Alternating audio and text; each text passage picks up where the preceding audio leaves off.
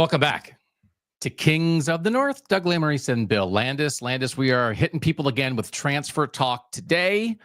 And we did a show a couple shows ago that was heavy transfer talk, but it was like a lot of strategy, what teams did, how they go about it, that kind of thing.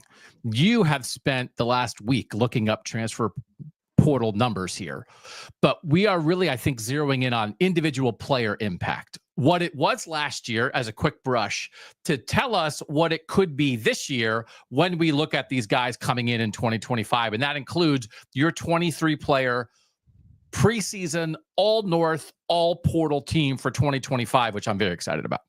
Yeah, that was fun. I wanted it on the record, but mostly so we can look back at the end of the season to see that I was like, oh, we could look back to see whether or not we were right or wrong. It's like, well, we make the end of the season list. We can just ensure that we're right and cheat. That's even true. If we're, but we'll try not to do that. No, it was fun to look through. And look back a little bit too. We never actually, we talked a few times about doing the 2024 all portal team, but we never actually got around to it. So we're kind of revealing that, I guess, at a weird time, but we wanted to have that on the record too. But we want to get it down for posterity so people understand it, but we're going to use it to jump ahead because it is an indication of, again, I think our goal in all of this, and by the way, just so if you're watching on YouTube, I do have my candy cigarette out because before the show, you were talking about how you are watching the Conclave, and I thought you meant the movie that came out last year, and you meant the actual papal conclave where they're picking the new pope. And then you and I just started talking about what if the papal conclave was picking the college football playoff teams. And then I got out candy cigarettes and started doing papal accents and was talking about whether Indiana's schedule was good enough to be the new pope. And it was fun for 30 seconds off camera, but I'm not sure I should do it here. But the candy cigarette stayed in my hand. Yeah, I think all of our Italian viewers would prefer that you didn't do the accents you were doing before the show. So it's a very important thing, but the college football playoff selection committee is and did you see they had to switch two people back on the playoff selection committee? So Troy Dannon, who is the new Nebraska AD, he's taking over for Damon Evans, sleeper agent, former Maryland AD, former Georgia AD, who left Maryland to be the SMU AD. But so we have a new Big Ten representative on the committee, and then Jeff Long is back. Jeff Long, who was like the face of the college football playoff committee he was the first chairman of the selection committee, right? He's back. I don't even know what he's doing now. But they're like, bring that guy back. Let Jeff Long select the Pope, and then he can be back on the committee. Yeah, he's got Northern ties, right? Former Kansas AD, among other jobs. But, yeah. All right. So, and then I have for what you watch and what you eat and what you're thinking at the end, I do have a visual aid to help us because I have a very, very, very important thing to ask you about a very, very, very important food. And I just want to note that we have been getting people writing in about some Whatcha stuff. We love Whatcha comments. So if you want to comment on our opinions about what you're watching, what you're eating, what you're thinking, send it to us at askkotn@gmail.com. And if we get some regular feedback on this, Landis, I think we add a listener. What are the listeners and viewers watching and eating and thinking? So if you have a thing you ate that you want to share with the world, if you have a thing that you watch that you want to share with the world, if you have a thought about life or college football that you think is important and you want to share with the world, send it to us. And then it won't just be Bill and I giving our opinions every Wednesday. We'll work in that viewer stuff. So we have a little bit of that remind me to help work it at the end. But that's what we'll do to end the show. But we're going to start off with the transfer portal, and we're going to start off with you're okay. You did all the research for this, and you sent the whole, what the show's going to be. And you were sort of like, you're happy to claim these, but also just so people know, because it's a good list. This is your list. This is your research, your decisions. I'm not trying to get out of it, but I don't want to take credit for a thing that you spent 9 hours doing. No, I just mentioned it to you because I invite any pushback on it. But yeah, this is the group. A lot of the times we do lists like these, we do it. We try to come to some sort of consensus. But I just made this one. So you made this one up. Okay. Yeah. So what we're going to start with, this is for the record, for posterity. and also to remind us of what could be in the future. It's the 2024 All North, All Portal team brought to you by Culver's and Bill Landis. It's not actually brought to you. Someday. I thought you were springing some news on me there. I know. Yeah. Someday. All right, we're working on it. Someday. What's our 24 all portal team? Yeah, we'll start with the offense. We did have a couple of guys who were on our All North team, like our official first and second All North teams who were transfers. So those guys were just sort of ported over. One of them was Will Howard, a quarterback from Ohio State. Jonah Coleman and Des Reed are the two running backs. Des Reed was also a first team All North selection for us for the 2024 season. The receivers, Elijah Surratt from Indiana, Zachary Franklin from Illinois, and Jackson Meeks from Syracuse. Actually, none of those guys were on our first or second team. I was like, oh, yeah, maybe we. Elijah Surratt was in the conversation. He was, yeah. Joe Royer, tight end from Cincinnati. Maybe like the landslidiest win there. There weren't a whole lot of like super impactful portal tight ends. Why? Because the North already had very good tight ends. Yeah, it was a great year for tight ends in the North. Just not a lot of them were homegrown guys. But Joe Royer from Can I say, we talked about the Dane Brugler 2026 mock draft and talked about the Northern guys. I saw a different mock draft after that. Joe Royer in the first round. No way, really? Mm-hmm. Do you want to shout out who it was? I can't remember. Cincinnati loves Joe Royer, and Joe Royer might have like 1,150 receiving yards this year. I'm just saying. Yeah, they're going to need. Cincinnati just lost another receiver, right? They're going to need Joe Royer to have 1,150 receiving yards this year. So Joe Royer, Cincinnati, Ohio State transfer, is the tight end.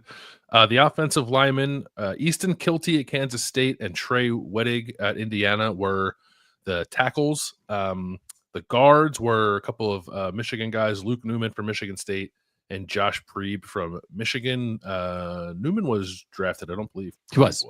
Yeah. No. And then the center, again, a first teamer for us, the Remington Trophy winner, Seth McLaughlin at Ohio State, a transfer from Alabama.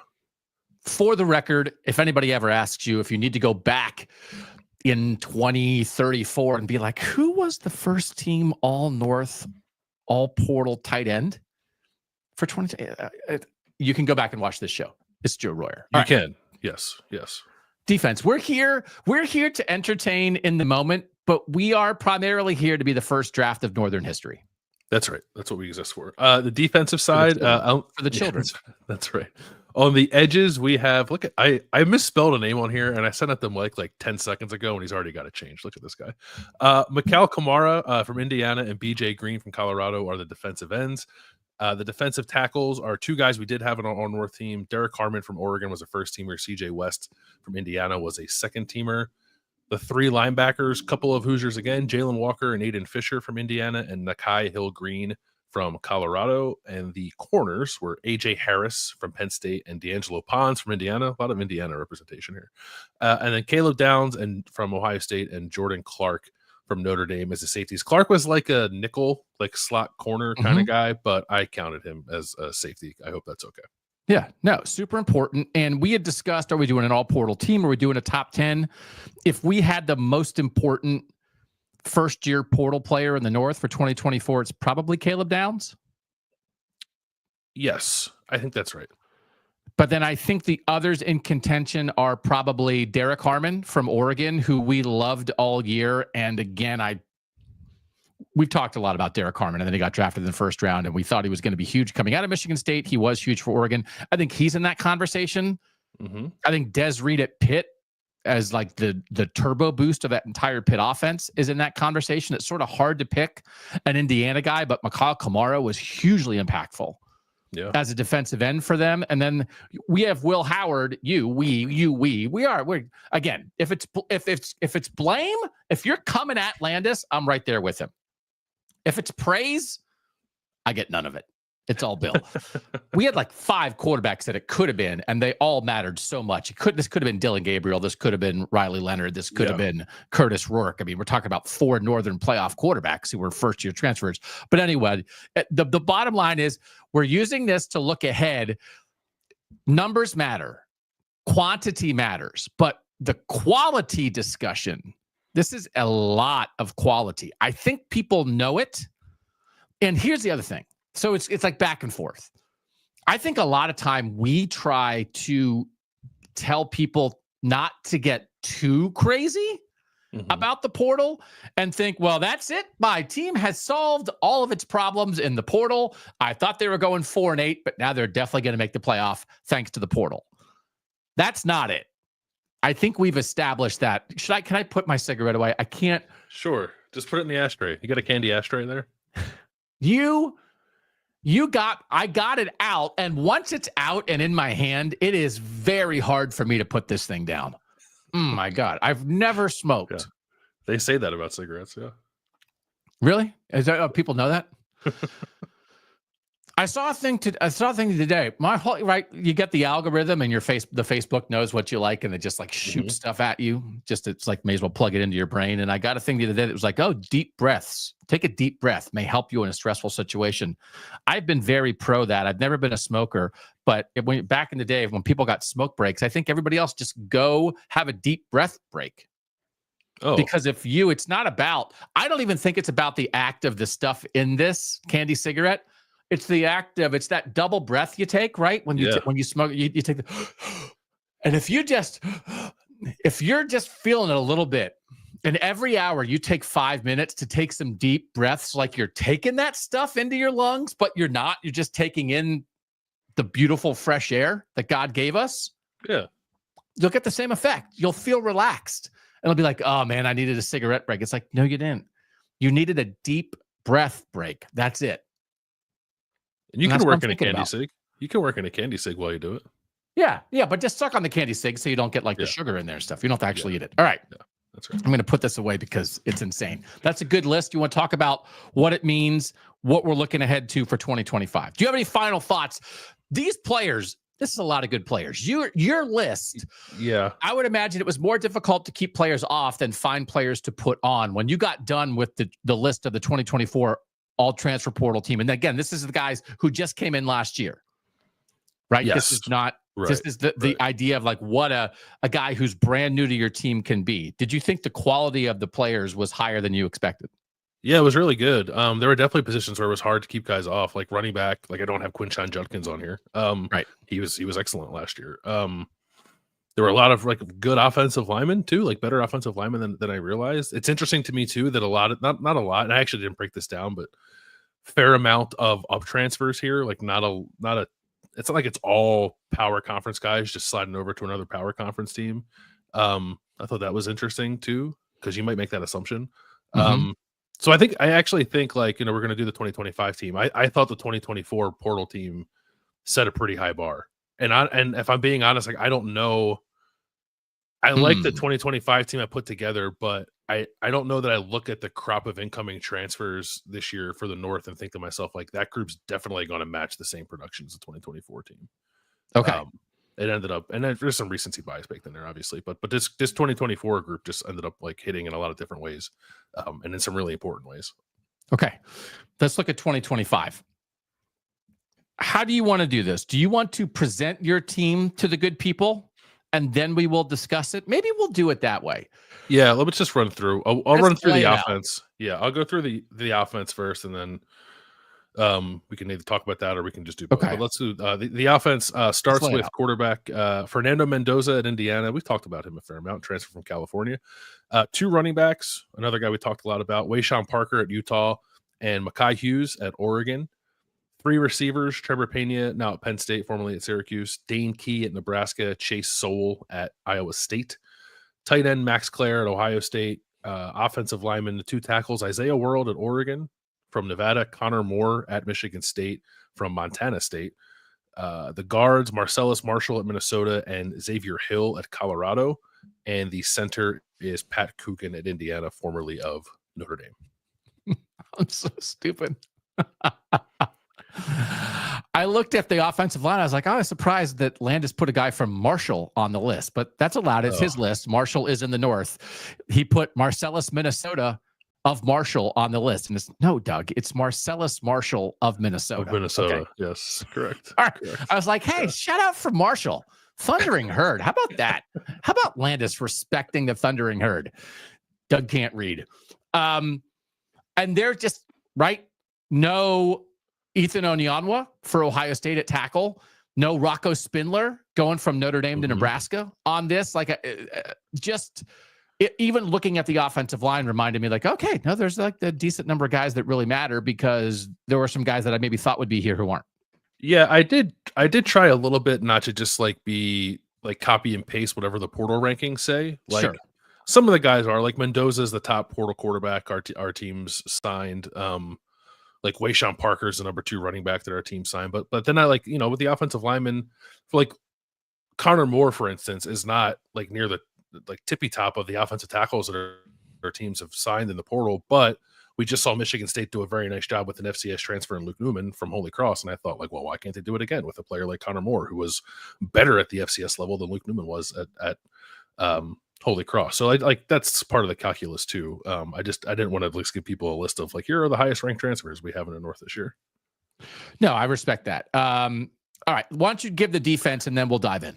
Sure. Okay. On the defensive side, the 2 defensive ends are Jamori Robinson, really good player from UTSA, American Athletic Conference Defensive Player of the Year, is now at West Virginia. Bo Atkinson at Ohio State from UNC, the other defensive end. The 2 defensive tackles, 2 old guys, 2 6-year players. Trey Williams at Michigan, transferred from Clemson. James Thompson at Illinois, transferred from Wisconsin. The linebackers, another really interesting player, Sanders Ellis from Tennessee State, was a finalist for the Jerry Rice Award last year for the best freshman in the FCS. Deshaun McCullough, he's at Purdue. Deshaun McCullough at Nebraska, Gabe Powers at Kansas State are the other 2 linebackers. The corners are Decario Davis at Washington and Matthew McDoom at Cincinnati. Oh, I also thought about doing an all-name portal team, but I don't want the show to be 2 hours. Yeah, Matthew McDoom, great name. Corner, formerly of Coastal Carolina, now at Cincinnati. And then the 2 safeties, Dylan Thieneman at Oregon, I think is an obvious one that everybody would have.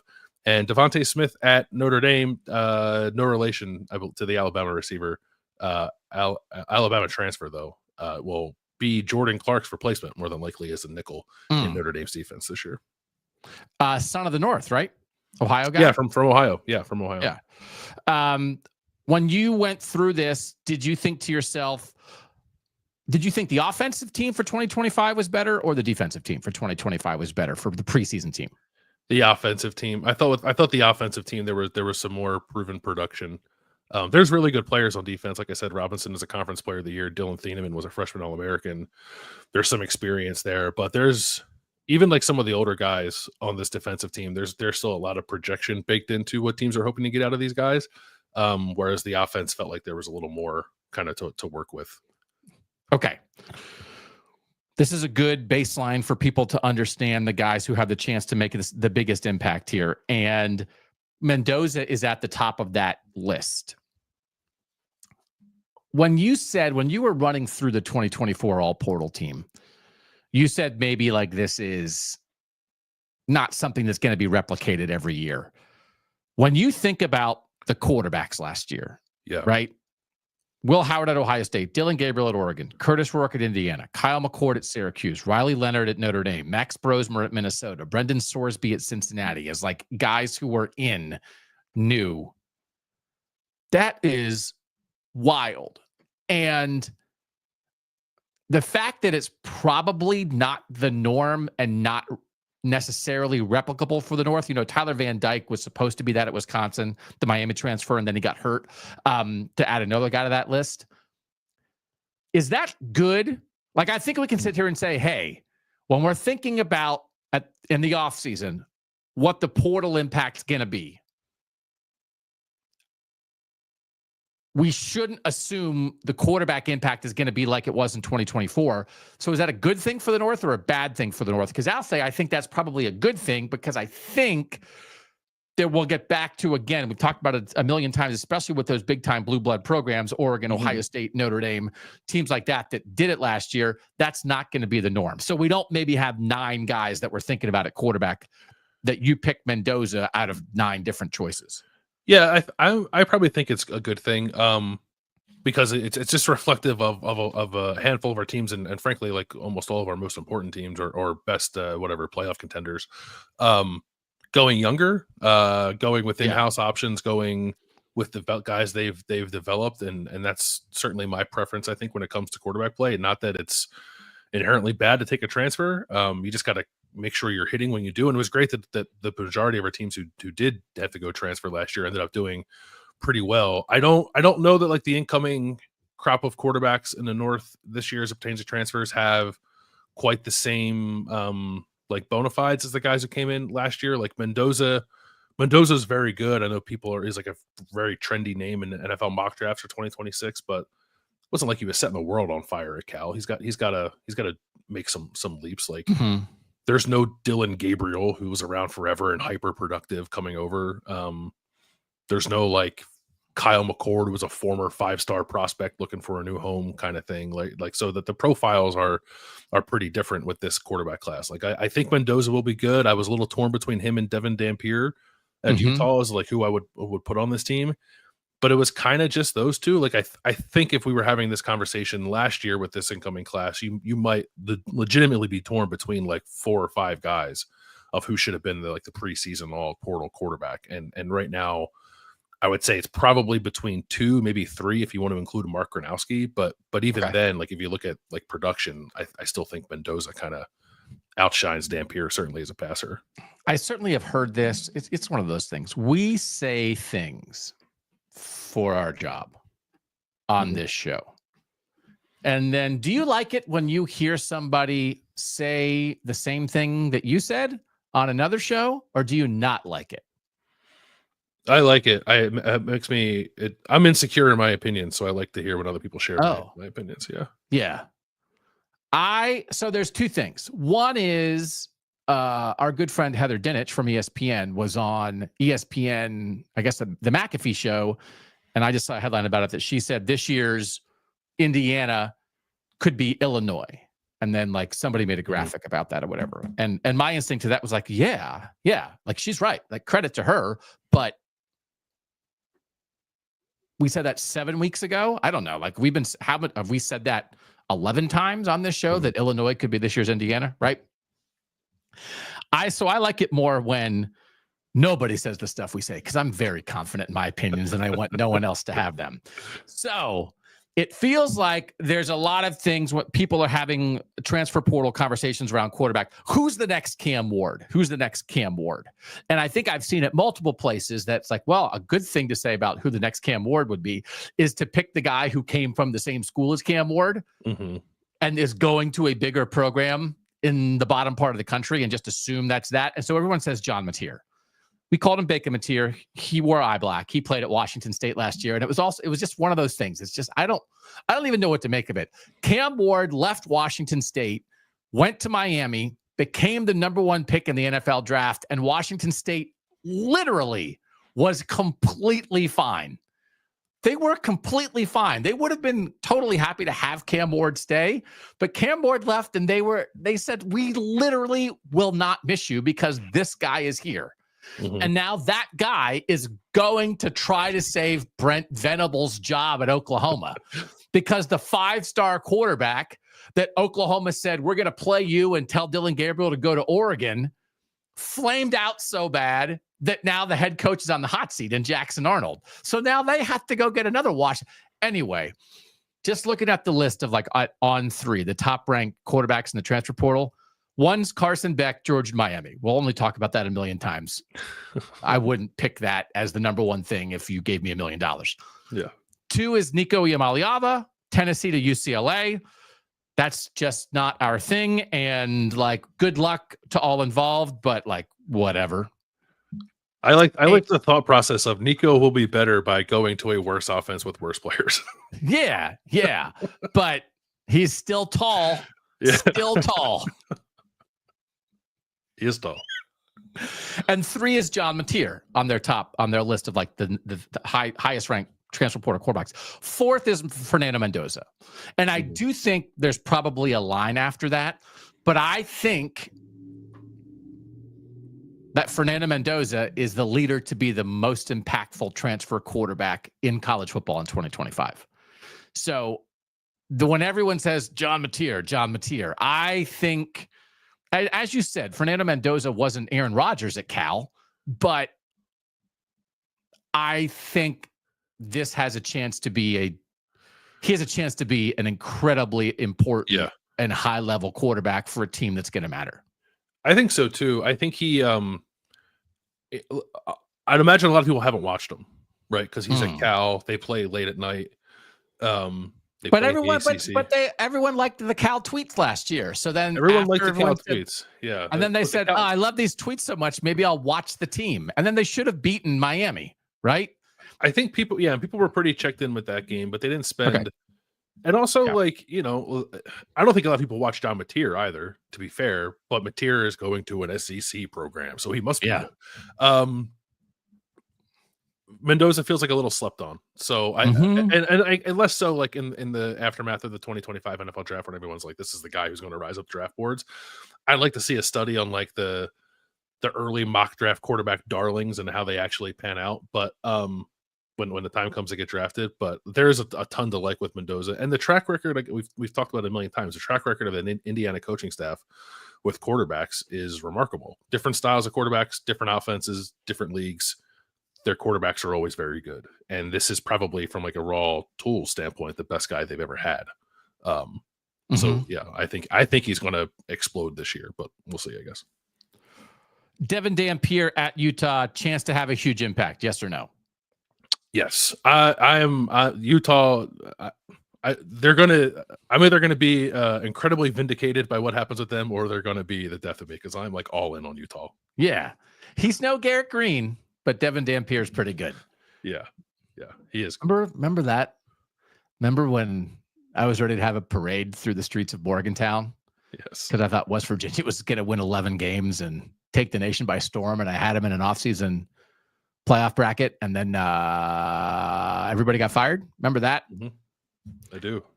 Mark Gronowski at Iowa, chance to have a huge impact as a transfer quarterback. Yes or no? Yeah, like the most productive by a mile of all the quarterbacks that have transferred into the North. It's just that he did it at the FCS level. Yeah. But did it, arguably as well as anybody at the FCS level. Like it's I think we were doing a show a couple of weeks ago and we talked about like all the guys that North Dakota State had that just sort of like stayed in North Dakota State and never tried to go up a level to see if it translated. This is kind of that. Okay. I don't know, like Gronowski's not regarded as like the same kind of NFL prospect, I guess, that like Trey Lance and Carson Wentz were, but as productive, if not more productive than those guys at that level. And now he's going to try to do it in the Big Ten. So you just said Mark Gronowski is better than Carson Wentz. Is that what you just said? I would put that out there. Yeah. This cough drop right here is better than Carson Wentz. So Preston Stone at Northwestern, chance to have a huge impact. I think so. Yeah. He's like way down in quarterback rankings. He's not talked about at all really as like a potential impact transfer anywhere that I've seen. I guess it's because it's Northwestern and that's why, but he was really good 2 years ago. So if he can stay healthy, I think he's got a chance to elevate Northwestern in a pretty significant way. And it's hard. And I think we'll try to draw some conclusions positionally about how to go back about the portal. We had said previously we're going to do that because we've just been doing a lot of research on portal stuff. Hours upon hours, just smoking candy cigarette upon candy cigarette, looking at PFF stats, whatever. I'm curious at quarterback, like up transfer or sideways transfer quarterback, but Preston Stone is like he's like a weird in between of, I mean, it's a little bit like Carson Beck. It's not to get a quarterback who never played at a bigger program and now you're going sideways because you could never break through. I think I would question that. Hey, we got somebody's backup. Maybe I'd rather take an up. I'd rather take a MAC guy or an FCS guy. But when you have a guy who played at a big program and succeeded, and then it got sideways, which again, to be fair, that's what Carson Beck in Georgia going to Miami is. You went a guy who people thought was going to be a first-round pick, and instead he transferred. A year ago, Preston Stone was a starting quarterback at SMU, a team that eventually made the college football playoff. And then he got bypassed by Kevin Jennings, who was really good. But the year before that, Preston Stone was good. And this is not, I don't know that Northwestern, honestly, although I was going to say, they could never get a quarterback like this. They have a list. You mean like the 5 Northwestern quarterbacks who were drafted the past 15 years? Clayton Thorson and Mike Kafka and a whole bunch of dudes that plenty of schools who haven't had a quarterback drafted since 1963 would kill for Northwestern's list of quarterbacks. So I was going to say, I don't know that Northwestern could just find a guy like Preston Stone, except they've done it. But they were early on this. Like Peyton Ramsey was at the beginning of this portal world for quarterbacks, and he came from Indiana. And took Northwestern to the Big Ten championship game. So I think it could be important because I think Northwestern could go from a pretty non-competitive team last year to like 8 wins if Preston Stone's good, which would be for Northwestern a huge deal. It would be a huge deal. My only thing I would say to push back on that is I don't believe Preston Stone is like the kind of quarterback who's going to dipsy do his way with a bad roster to 8 wins, right? He might need some stuff around him, and Northwestern obviously is not regarded for its offensive firepower. So and they've lost some offensive linemen too. So like he's going to be in a tough spot, but I think from a talent standpoint, he's probably the best quarterback they've had in, I don't know, 5 to 8 years. Yeah. What if he can bing bang boom it though? Right? That maybe just make the right throws on time to the right people and just be competent and functional and keep the chains moving. That'd be something different. Yeah, because that was like the guy they brought in, Mike Wright, last year, which is like you don't know where to throw the ball. So, yeah, so and then and then they got rid of him. Yeah, so I don't think they'll have that issue with Preston Stone. It's just a matter of, honestly, the biggest thing is probably Preston Stone has been injured. Will they be able to keep him upright with potentially bad offensive line? But again, we liked the Zach Lujan offensive coordinator hire a lot last year, and then it just completely got sideways. If for Zach Lujan to go from Mike Wright, it just didn't work. That was like the last quarterback added in the portal a year ago. Northwestern was literally last on the list. And when Brendan Sullivan went to Iowa after spring ball and they said, okay, we have to get a portal quarterback, Mike Wright, no offense to him, was literally the last one left. Vanderbilt, Mississippi State. And so they took him, and then it didn't work. And then they were on to Jack Lausch, who was a great athlete and has talent, but was super young and was thrown into it. And they just were lost. And so I am very intrigued to see, I'm very intrigued to see Zach Lujan, offensive mind that a lot of people were excited about at one time, running an offense with a quarterback who just has been around the block. Yeah. So I'm super intrigued by what competence at quarterback could do for Northwestern. Smart experience gets you a long way at quarterback. And I think, and when you combine that with like a creative, smart OC, like that can get you some places and help you overcome some deficiencies, which we know Northwestern has. So then there's a bunch of them where there's guys. So Mikey Keene, if he gets healthy, still in the mix at Michigan as the veteran with Bryce Underwood. He still has a chance to matter. Dylan Lonergan, the Alabama transfer at Boston College. Grayson James started the last half of last season for Boston College, but Lonergan, I think, is in that battle. He could wind up being super interesting. Caden Salter is the veteran transfer at Colorado. Juju Lewis is the true freshman. We think, you imagine it's Salter at least to start, so he's going to matter. Similar thing, Justin Martin, the UCLA transfer at Maryland. You expect it to be him, but Malik Washington, the true freshman. This is a situation, again, like credit to these teams. Maryland, Colorado, Michigan, all did the same thing, which is they have true freshmen who were big-time recruits, and they added transfers on top of them to give yourself options. So I like this. So Maryland, Colorado, and Michigan are all going about it the right way. We don't know how it'll turn out, but there's transfers in that mix. And then the super interesting one, Ricky Collins, the transfer from LSU, again, talking about like, I don't know. I understand being excited about Ricky Collins, but hey, he was a backup behind great quarterbacks at LSU, but he's never really played. And it was a big-time recruit, but he's never played for 2 years. Now he's going to come be the guy. And Fran Brown at Syracuse had said, he's our starter. And then Steve Angeli came along, and Fran Brown said, psych. And now Steve Angeli is going to be the starter. And he meant, based on the roster at the moment, Ricky Collins was going to be the starter. Steve Angeli. I can't, again, remember. I like to give credit to people for saying things that I'm stealing from them, but then I often can't remember who it is that I'm supposed to give credit to. Somebody somewhere, whether it was an email or a text or somebody somewhere, said the name Joe Burrow in connection with Steve Angeli. And I said, I don't know about that. Well, what's his name? At ESPN did it. But also, I thought maybe it was an emailer. Wasn't an askKOTN@gmail.com. No, but do you remember last year after the title game, you and I were in the airport in Atlanta and just happened to be behind a Notre Dame fan, and he was like, Steve Angeli, man. Like he was he was pretty fired up about Steve. We were like, oh, it's gonna be CJ Carr. He's like, I don't know. Watch out for Steve Angeli. Now, to be fair, that guy was drunk.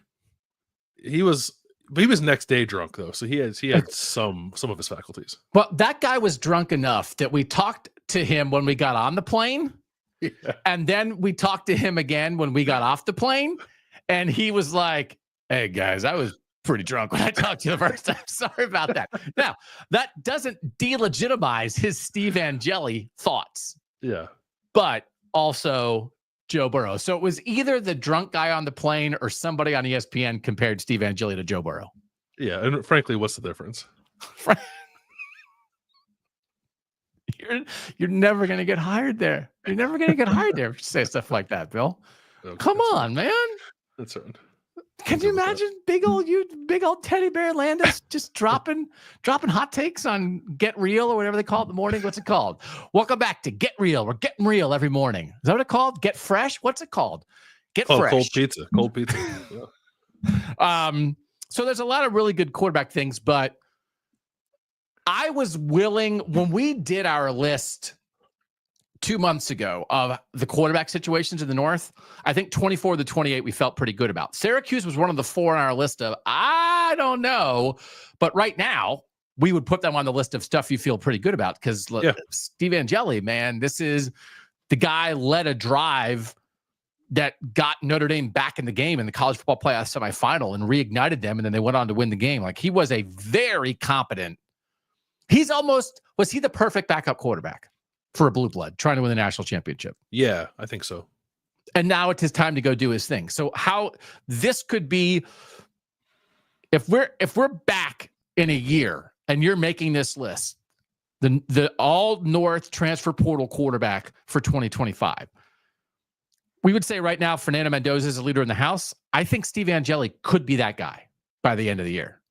He could, because he's going to, assuming the offense looks similar, he's going to throw the ball a whole lot, right? So the stats could be difficult to ignore, provided Syracuse can re-up at receiver after losing some guys. So yeah, he can be there. And I would also too, even if his numbers like aren't as gaudy as Kyle McCord's were, I would give Steve Angeli a lot of bonus points if he's able to keep Syracuse on like sort of an upward trajectory, even if it's not quite as good as it was last year. So yeah, he could absolutely be on the list come the end of the year. Really nice trajectory boost for Syracuse to be aggressive, get somebody. They got somebody in the winter portal. Kyle McCord's leaving. They have to get somebody. They don't really have somebody on the roster. Yeah. So they go get a 4-star recruit who didn't play at LSU. I like the swing. I don't know, but I like the swing. And then to try to imbue that guy with confidence. But as soon as the veteran at Notre Dame doesn't win the quarterback job in the spring, Fran Brown is ready to pounce, just like he was ready to pounce on Kyle McCord last year. It's a good portal approach. And then, by the way, Fran Brown's been pouncing on every lineman coming through. Yeah. It happened like as we were doing the show that they added Zach Rice. And again, Zach Rice once upon a time was the 5-star tackle coming out of high school for people to get. You and I think, spent a lot of time saying, how can Ohio State not get Zach Rice? He went to North Carolina, and now he just went in the portal to Syracuse. Like, Fran Brown, yeah, man. We've got some lessons in the portal that we've learned this year, and one of them is about how Fran Brown is about that action in the transfer portal. But he's got love it. He's aggressive. He's a guy who knows what he wants. I guess we'll say it that way. Yeah. Okay. I want to have a long Trevor Pena conversation as we move off quarterback a little bit for Penn State, but we're going to talk about Penn State. Who else? Can I ask you one more thing before we move off quarterback? Yeah. Just because I don't think we talked about this at all. Pitt added Cole Gonzalez, who was the quarterback at Western Carolina, in the offense that Pitt now runs with Cade Bell, and was hyper productive in that offense. He stuck around when Cade Bell went to Pitt. Cole Gonzalez went to the portal in the winter. Pitt sniffed around and offered him, but didn't get him. He went to Oklahoma, spent the spring at Oklahoma, and now he's at Pitt. He transferred to Pitt like a week or two ago. Is that just like, hey, we got a backup who knows this offense? Or is that like, hey, Eli Holstein, you better be good this year because we know we have a guy behind you. And I know they did lose like their one of their backups went into the portal. So like they did need backup experience. But I just think it's very interesting to add the guy who knows the offense behind Eli Holstein, who was shot out of a cannon and then kind of went out with a whimper in the second half of the season. It's hard because what have you learned when you look at what the James Madison guys did at Indiana, and then you look again, for instance, Poppy Williams was one of the guys who went from Western Carolina to Pitt. He actually had to stop at San Diego State in between, but he was incredibly productive at Western Carolina as a receiver, and then he was great for Pitt last year. Like Des Reed too, right? Like, very good. And then Des Reed went from Western Carolina, went to Pitt, and made our All-North team. Des Reed was one of the most exciting, productive, reliable running backs in college football. And I'm a big school guy. We talk about the power conference teams here. I can't help it. I know there's a lot of other wonderful stories, but I think the portal has opened my eyes to the idea of there are really good football players in the group of 5 in FCS who, when they have some experience, absolutely have the ability to come up to a power conference team and make an immediate impact. So if you're talking about a guy, oh, you mean the guy who ran the offense at Western Carolina that got Cade Bell the Pitt job? Could that quarterback come make an impact at Pitt when his running back and his receiver already have? Yeah. Like, I'm going to be, if you've done it at a lower level, my default is going to be, until proven otherwise, that you can do it at the next level. That's why I think Mark Gronowski will do it for Iowa, because Max Brosmer did it for Minnesota. I believe in these guys coming up when they've put it on tape and they have the stats to prove it from the lower level. So yeah, I think what's his name? Cole Gonzalez will play quarterback in a way that matters for Pitt at some point. And the idea for Pitt, if the idea is Eli Holstein was awesome at the beginning of the year, and then his offensive line got hurt, and then he got hurt, we still believe in him, but we're going to make sure. Love it. 6,682 passing yards for Cole Gonzalez, 51 touchdowns, and he can run a little bit too. He's little, or on the smaller side, I guess. But that was Des Reed. But I also I think it's also like good on Pat Narduzzi for having that available to him and taking it when maybe it's not an obvious thing, because you want to empower Eli Holstein, right? This creates a potential situation where maybe Eli Holstein becomes a little unsure of himself, but I don't know that you can let that deter you from adding what you think a player you think can add value to your quarterback room, and Cole Gonzalez certainly seems like he can do that. So I have not seen anybody say like this is now a quarterback competition. Everything's just said like they have a capable backup to Eli Holstein now, but we'll see when the game starts. And I won't be surprised if Cole Gonzalez is Pitt starter at some point this year for a reason other than Eli Holstein getting hurt. Because a year ago at this time, Nate Yarnell was the returning starter who had played the back half of the previous year at Pitt, and Eli Holstein was this guy who came from Alabama. And when I was at Pitt preseason practice last August, the week before the season started, you thought it's going to be Nate Yarnell, but Eli Holstein's right there. And then Eli Holstein started week 1. So you bring in competition for a reason. And I still believe in Eli Holstein. There was a little magic there at the beginning of the year, a little pixie dust, but also part of that pixie dust is like credit to Eli Holstein, who is a baller, who is fearless and is a gunslinger and will make plays to win you a game, and then can get a little loose, like year long, right? In the moment, he's a great in the moment quarterback. Yeah. Large sample size, 12 games, he might give you 3 heart attacks, and maybe you look back and say, man, there's probably 2 games in there we could have won and didn't if we just didn't make some of the mistakes. But then that's counterbalanced by the 2 games that you shouldn't have won and you did, because Eli Holstein threw a pass behind his back on 4th down and saved your bacon. So that's intriguing to me. And by the way, he was playing for the first time last year after sitting for a year at Bama. So I'm on board for Cole Gonzalez has done this in the Cade Bell offense. Let's go. I'm also on board for Eli Holstein jump with the year of, okay, I've done this now. And also if the offensive line at Pitt can stay healthy, which it couldn't do last year. Yeah. And either way, I think it's like, Pitt's quarterback situation's like not bad going into the year, right? You feel better about it than you did going into last year, certainly. And I feel like, again, we sort of talk like Wisconsin bringing in Billy Edwards and Danny O'Neal. Syracuse bringing in Ricky Collins and Steve Angeli. When I can see purpose in 2 quarterbacks at your place, Like you have a real plan. You have a plan A and a plan B, or a plan A and a plan A. Or maybe it's a plan B and a plan B. Maybe you don't have a plan A. Sure. So then you get 2 plan Bs. That's pretty good. And so I respect these teams because again, so much of the portal era, it's like, well, that's it. We thought we had this guy, but then there was a competition and that guy left. I think people are conditioned to that. I think we have a lot of examples here, and these guys might end up leaving still, right? You're going to lose a job, and maybe guys are going to transfer and be out of there or whatever. But for the program, for the coaches, for the coordinators, for the general managers to be thinking that way, that Pitt didn't say, we're good. We think Eli Holstein's good. I think Eli Holstein's good. But that's not the whole discussion. We think he's good, but also this other guy we think is good is out there. Let's go be aggressive. I love these quarterback plans, Landis. Man, there's so many 2-guy quarterback plans. Yeah, we have. Yeah, we have that later in the show too. Some interesting quarterback strategies that I think are actually going to work out really well. All right, I'm going to do rapid fire with you. Give me one more guy from the offense for your 2025 all-portal team on offense that you really want to talk about here. Dane Key at Nebraska is a guy that we've talked about a little bit. We talked a lot about Wayshawn Parker at Utah. Again, Mekhi Hughes coming from Tulane that has a chance to be an impactful guy. Who do you want to mention? Probably Max Clare is maybe the more interesting one to me. Now, he's the number 1 portal tight end, so it's a little obvious. But the way that Ryan Day, toward the end of spring, started talking about, and he had a media availability, I think, last week, where he said he projected a lot of confidence in the offense, but also said this should look a little different. And I think the ways that it could look different is sort of what Max Clare might bring to the table as a tight end. Yes, but he's more like a bigger slot receiver, as we've discussed in the past.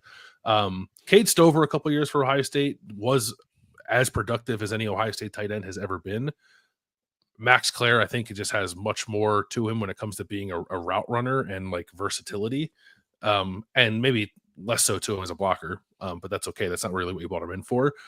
Just what that's going to look like when Max Clare, who was the guy who was getting double teamed on every single play in Wisconsin's offense and Purdue's offense, and still found a way to be productive, now will not see a single double team probably all year because he's in the same offense as Jeremiah Smith and Carnell Tate. Has a chance to be maybe among the more impactful tight ends in college football this year, productive tight ends in college football this year because of that. I love the idea that potentially at Ohio State, Max Clare is replacing Emeka Egbuka, and potentially at Penn State, Trevor Pena is replacing Tyler Warren. Yeah. It's just, right? That the idea of what we're talking about here, whether you call him a tight end, whether you call him a slot receiver, whether the guy's 5'10", or whether the guy's 6'4", you have to have somebody who's a threat in the middle of the field, right? Who can run some of those 2-way routes, who can have a connection with the quarterback, who can read a defense as it's happening and find a way to get open versus man and zone. And that body type and that skill set, how fast you are, how tall you are, matters far less than can you get open in the middle of the field and can you do something once you get the ball in your hands. And I the idea that both Penn State and Ohio State, for instance, and other places too, understand that and just are willing to move pieces around to find the right guys to be that. Very interesting. Okay. Defense. Give me a guy on your defensive team. We've talked about Deshaun McCullough at Nebraska, very interested there. I'm curious. Matthew McDoom at corner for Cincinnati was a pretty big get in the portal. Was he not? And again, as much as I'm ready to be concerned about Cincinnati, but you also can see where they've made some really smart, aggressive portal moves. I thought portal was pretty good. Yeah. Okay. All right. Give me a guy. Give me a defensive guy. Yeah. Well, there aren't a lot of guys who are first team all conference players. So McDoom is one of them. So he's good to mention. I would say there are 2. Can I give you 2? One is James Thompson, defensive lineman who's transferring from Wisconsin to Illinois. He got hurt preseason last year, and it was just Wisconsin just lost its best defensive lineman. And then I think you really kind of saw that be an issue for Wisconsin all year, to the point where Wisconsin added 1 million defensive linemen via the transfer portal. Yeah. This offseason. But Thompson is an old guy. He's going to be in his 6th year.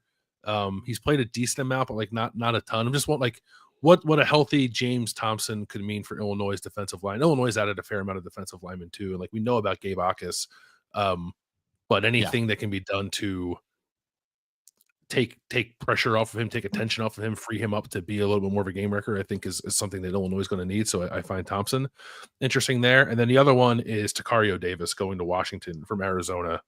Washington has reunited the starting corner tandem from Arizona in 2023. They had added Ephesians Prysock last year. He played at Washington, and now Takario Davis is there.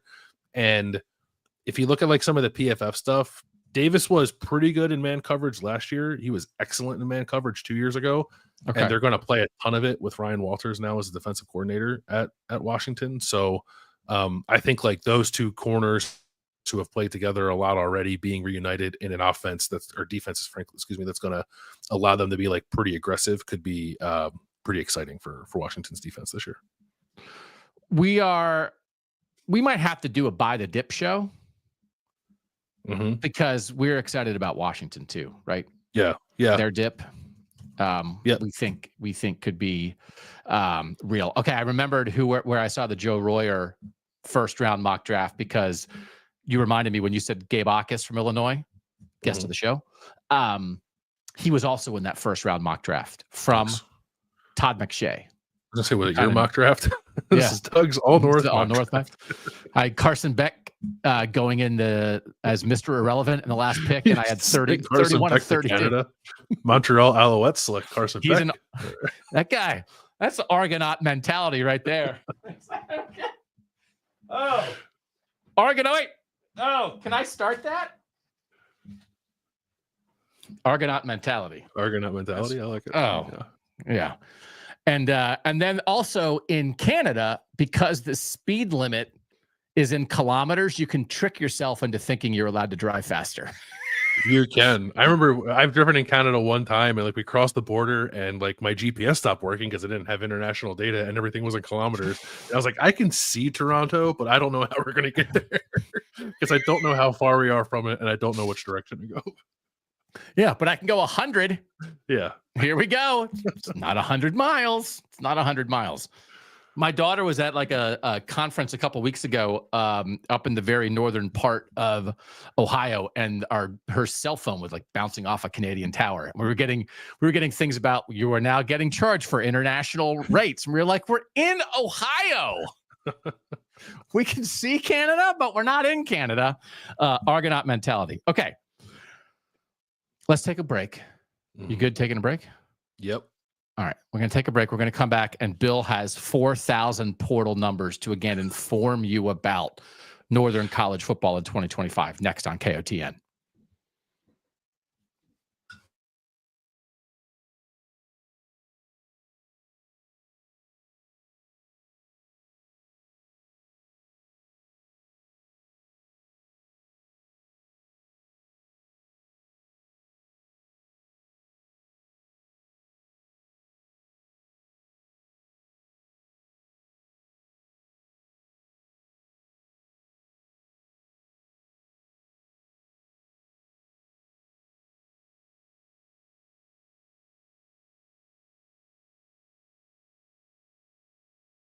Just so you know, Bill did like a whole rundown for the show, and then I like to print it out because I like hard copies.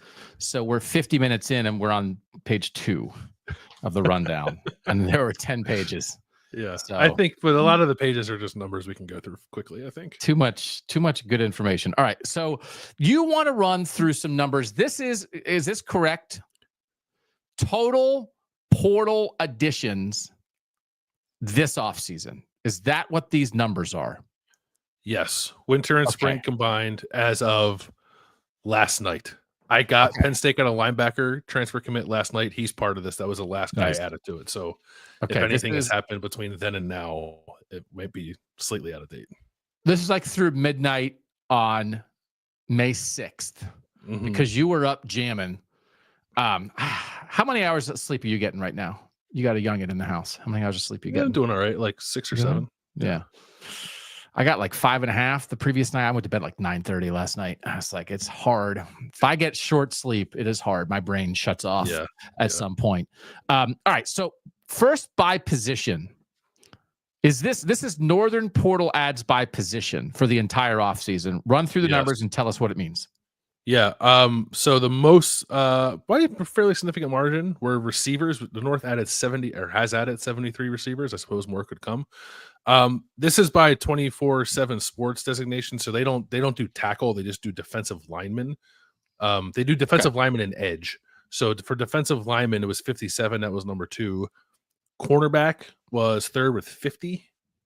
Interior offensive line was 47. And there were a couple with 42, including offensive tackle. So even those numbers are slightly higher than I think when we did the offensive line discussion a week ago. So 47 interior offensive linemen, 42 tackles.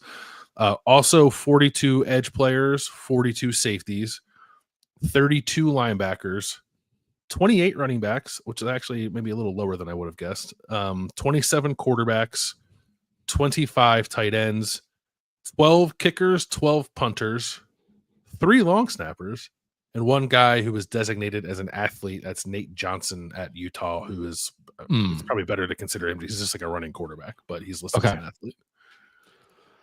So I think this means partly that everybody thinks they can be the place to help a receiver find his way. Yeah. So you didn't play, you played a little bit. We think we can make you Jaden Higgins. And that's difficult. And also, this is the thing to be on alert for. There are a gazillion receivers that when they land somewhere in the portal, the stats that are cited are their cumulative career stats. And then that is to make you think that when you see he has 47 catches for 891 yards, you think to yourself, oh, that's pretty good. And then the next part of that sentence is in his 3 years of college football. That happens a lot. So please, when a player is good, the stats cited in his portal transfer story are the stats from last year. When the player is, I don't know, the stats that are cited are his career stats. And the number of 51 catches for 733 yards in his career, portal receivers that I've seen, is through the roof. I think it's like 60 of the 73. And again, and then in the South, they're using his middle school stats to puff up these guys. Do you want a trivia question for you? 27 of 28 Northern teams took at least 1 transfer receiver. Oh. Do you know the one team that did not? Would it be the Ohio State Buckeyes? It would be the Ohio State Buckeyes, who I don't believe have ever taken a transfer receiver. Wow. Now I'm thinking about this now. Again, as people know, basically 20 years from me of covering Ohio State football, they definitely had a guy that got out of junior college. Corey Smith was in junior college. Yeah. So, but I don't know. I'm trying to think of if they've ever in my time in 20 years brought in a guy from another school. I'm sure there's an Ohio State person in the chat or listening to the show who would remember somebody, but that's a very interesting question. So again, when you're bringing receivers, and I'm okay with this because part of it is, okay, so 73 receivers are brought in, but that's 3 spots on the field. Right. And then you're bringing in 28 running backs, but that's really only 1 spot on the field. So it's sort of like as the numbers balance out, it's like, well, there's only 1 running back. It's only 1 running back plays, even though people like a pair now.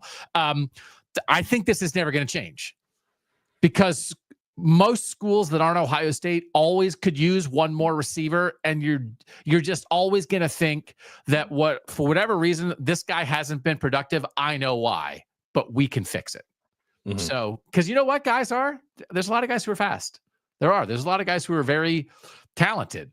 And then this is a matter of, and you see that, and maybe you see less of why it didn't work with the route running or, whatever. So, defensive line is interesting because you're talking about this defensive line designation is just the tackles, right? Because the edge guys or the defensive end or the edge guys, 57 defensive tackles. To me, receiver, I get it. Roll the dice. Here we go.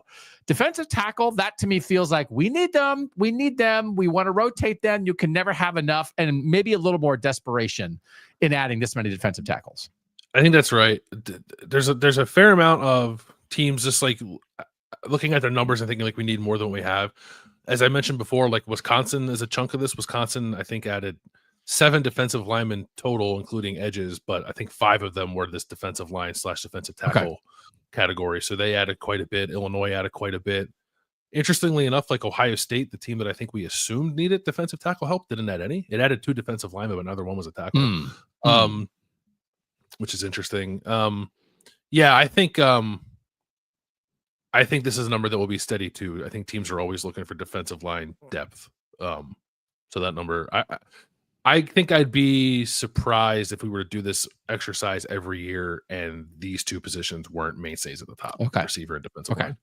All right. Anything else from your position numbers that stood out to you? Because tell me, how did you do this? How did you do this? I went through, here's the other thing. I went through each of our portal classes on 24/7 Sports. I had to control F for every name to make sure that guy wasn't a person who came in the winter and then left after spring, because they still show up as a commit, even if they do that. Like Wisconsin had two pretty high profile ones, and Mark Hamper and Tanner Koziel, who did that. So I had to go through for every team to do that. And I did find that there were 16 players in the North who transferred in the winter, who then transferred out in the spring. So then once I eliminated those guys, I just went through every team and counted them up in my trusty notebook here. So, wow. Yeah. Can I just say something? I think the reason you did that is because you love this audience. Is that I do it for the audience. There's also I find something calming about doing that sort of menial research work too, which is nice. So yeah, I'm a sicko. I enjoyed it. We have some accountant opinions to share in Whatcha, because you and I shared opinions about the accountant last year, and then some people responded to that. In the original, The Accountant with Ben Affleck, one of the things is he was saying, like, if he has a task and he can't complete it, like, it makes him feel weird. Yeah. If you would have gotten through it and you were like, I only have 3 more teams to go, I have 25 of our 28 teams done. If I'd been like, it's fine, just skip that, your brain would have exploded, right? Once you start going in your notebook, you're going to do your thing. Yeah, that's right. I have to complete the task. Yeah. I could have said to you, leave out the long snappers. It's okay. And you would have said, it's not okay. I need to double check these 3 long snapper transfers to the North. Okay. Yeah. By team. You also did it by team. Run through this and tell it what it means. Yeah. By team, not surprisingly, the most were West Virginia with 50, Purdue with 40. This is this offseason. Yes. Not high school guys. 50 new guys from the portal. Yeah, and they'll probably add more. I think both these teams will end up adding more before rosters are set. Grind never stops. That's right. Okay. West Virginia with 50, Purdue with 48. Again, if you look on 24/7 Sports, that doesn't quite add up. There are guys who transferred and then left. Colorado next with 26, Kansas 25, Indiana 23, Minnesota, Michigan State, and Utah each with 21. Washington and Wisconsin added 17. Illinois and Syracuse added 16. Big group of teams added 15. Rutgers, Michigan, Nebraska, Kansas State, Cincinnati, and Boston College. Couple with 14, Maryland and Pitt. Northwestern added 12. Oregon and BYU each added 11. Iowa added 9. And then the final group all added 8, and that is Ohio State, Notre Dame, Penn State, and Iowa State. And this is one of those, again, where the teams with the least, Oregon, BYU, Iowa, Ohio State, Notre Dame, Penn State, Iowa State, all successful winning programs with established head coaches who don't necessarily need to hit it super hard from a quantity standpoint. Yeah, either recruit at the elite of the elite level, which is Oregon, Ohio State, Notre Dame, Penn State, or develop at the elite of the elite level, which I would say Iowa and Iowa State and probably BYU are. Yeah. Okay. So I feel like we've learned some lessons on quantity in some of our past shows, so we can probably leave this here. Is that right? Yes. But what is it? The idea, we talked about this, and one of the warnings we gave in a previous show was like, beware of the team completely reshaping its roster. Mm-hmm.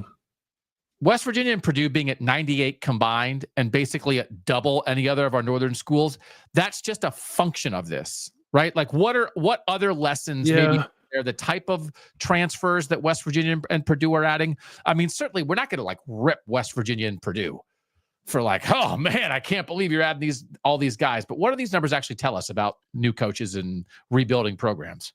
Yeah, I think this is probably par for the course for a lot of teams that are new. Although we'll talk again about Syracuse later. Like Syracuse didn't reshape its roster quite this dramatically in its first year under Fran Brown. Like neither did Michigan State in its first year with Jonathan Smith. So like I don't want to pretend like, oh, everyone just adds 50 new players. Like, this is high. West Virginia, Purdue, Colorado under Dion in his first year was certainly up around this area too. I think it's interesting how they've gone about it differently. Purdue, which is added 48 total, a decent amount of that's power fours.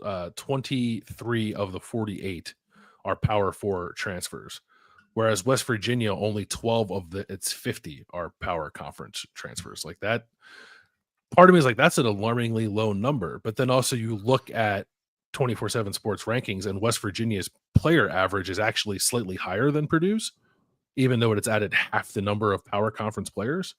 So does that mean like Rich Rod just has like a really sharp eye for G5 guys and they're going to be fine? I'm not sure what to make of that entirely. I thought that was interesting that West Virginia's average was better and Purdue had doubled them up on power conference players. So it's hard to paint with a broad brush, but could it be that if you are a rebuilding program, adding lower level guys, G5 guys, FCS guys who have played, maybe who have won, with the chip on their shoulder about why didn't I get recruited to a power conference team? I can't wait to show people how good I am. I know how to play football. The question is, can I play it at a higher level? That's how you want to go about rebuilding a roster. And again, is that a lesson from Curt Cignetti? Turning Indiana into half JMU, half Indiana? Is that a one-off? Is that not replicable? And again, the idea that you said Rich Rod has added 6 from Jacksonville State, so he's not bringing as many of his own guys. Yeah. But also Curt Cignetti added some guys from Old Dominion last year. He added some guys from the MAC. Curtis Work and CJ West were 2 incredibly impactful transfers for Indiana from the MAC. I didn't know if I could hear in your voice, Purdue, 23 of their 48 transfers from the Power 5. Power 4. West Virginia, only 12 of their 50. Purdue, 23 of their 48. West Virginia, 12 of their 50. Is that like, oh man, what's up, West Virginia? I don't know if I might not look at that and say, I like West Virginia going about it that way better, because what Purdue's doing, Purdue's not getting starters if they're getting Power 4 guys. They're getting backups. So now you're getting backups who already couldn't break through, who are now maybe thinking, all right, well, I'll go to this terrible team. Maybe I can finally get on the field there. I don't know. I think maybe I'd rather have the transfers up than the sideways transfers of guys who haven't played. Rich Rod. Rod. I think I would too. I'm just like, I'm sort of like not moved by adding a lot of Power 4. Calling them backups might even be a stretch, right? Because it's like these were like third stringers. Like these guys haven't played. And like the most interesting guy in Purdue's class to me is like Sanders Ellis, who was a really good player at Tennessee State last year. So I think Rich Rod could be onto something. Maybe Rich Rod just like, I would love to have 50 out of 50 be Power 4, but we can't afford it, so we didn't do it. I don't know if that's the situation they're in or not.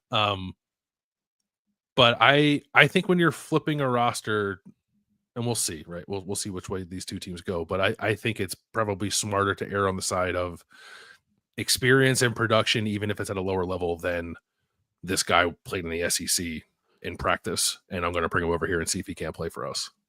All right. Can we put one more nail in the Purdue coffin? We don't. Good luck to Barry Odom. Lovely school, lovely campus, great football tradition in a lot of ways. We covered that on the perfect quarterback. Like, hey, are you picking Bob Greasy or are you picking Drew Brees? Like, Purdue knows how to win at football. Your list of the schools who lost the most good players in the portal, and that the 3 schools who are tied at the top for losing the most highly rated players in the portal are Alabama, USC, and Purdue. Should make Purdue fans want to go out in their yard and lay down and cry. And we've sort of covered this anecdotally, whether it's Max Clare at tight end going to Ohio State, or is it Wes Helt, the edge rusher, is that the right name? Will Helt going to Clemson, Dylan Thieneman at safety going to Oregon. It's like, hey, Purdue last year was like the worst team in college football. What happened to all their players? Oh, they went to Blue Bloods to win national championships. And those teams were like, give me more Purdue guys. Bill, explain this and get into the numbers here of like these 4 and 5 star.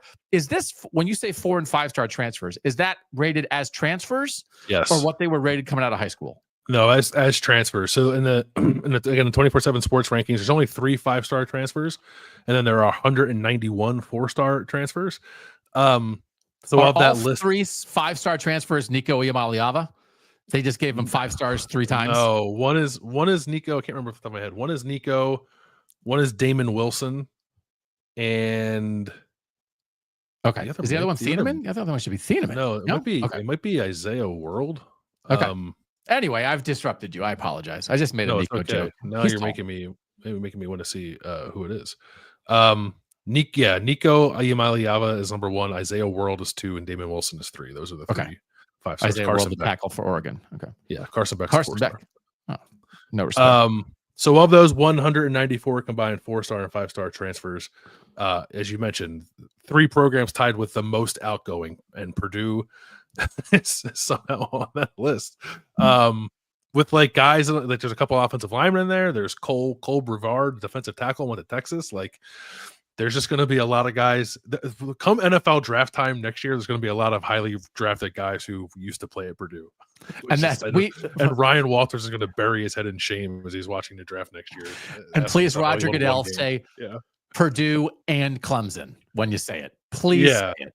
Also, can I feel vindicated for being sort of angry last offseason when everybody unanimously voted Purdue as the worst team in the Big Ten? And I said, I don't think that's right. Because based on the talent, it shouldn't have been right. And then they beat Indiana State and lost 11 straight, most of them by 60. Anyway, I do think Ryan Walters will be a good defensive coordinator for Washington. Anyway, this is an insane stat. It's like, it's pretty crazy. Yeah. The talent vacuum. I got a vacuum cleaner. I'm looking to suck up some talent. Where are you going? Well, first I'm going to Tuscaloosa. Then I'm going to Southern California. Then I'm going to West Lafayette, the big 3. What is happening? More than Georgia. Purdue. Is that like I guess that's a thing to be proud of. I don't know. Yeah, this is one of those things where somebody you went on a date with one time in 10th grade is in a movie and you're like, hey, I want to date with them one time. I was like, how did it go? It's like, it went terribly. And that person never talked to me again, but they're in a movie now. The other thing that I thought was interesting of this from a North-South perspective, you have the 10 teams that lost the most high-level transfers. 9 of the 10 are Southern teams. Everyone other than Purdue or border teams. USC, Alabama, Georgia, Florida State, Texas A&M, Florida, NC State, Kentucky, Wake Forest.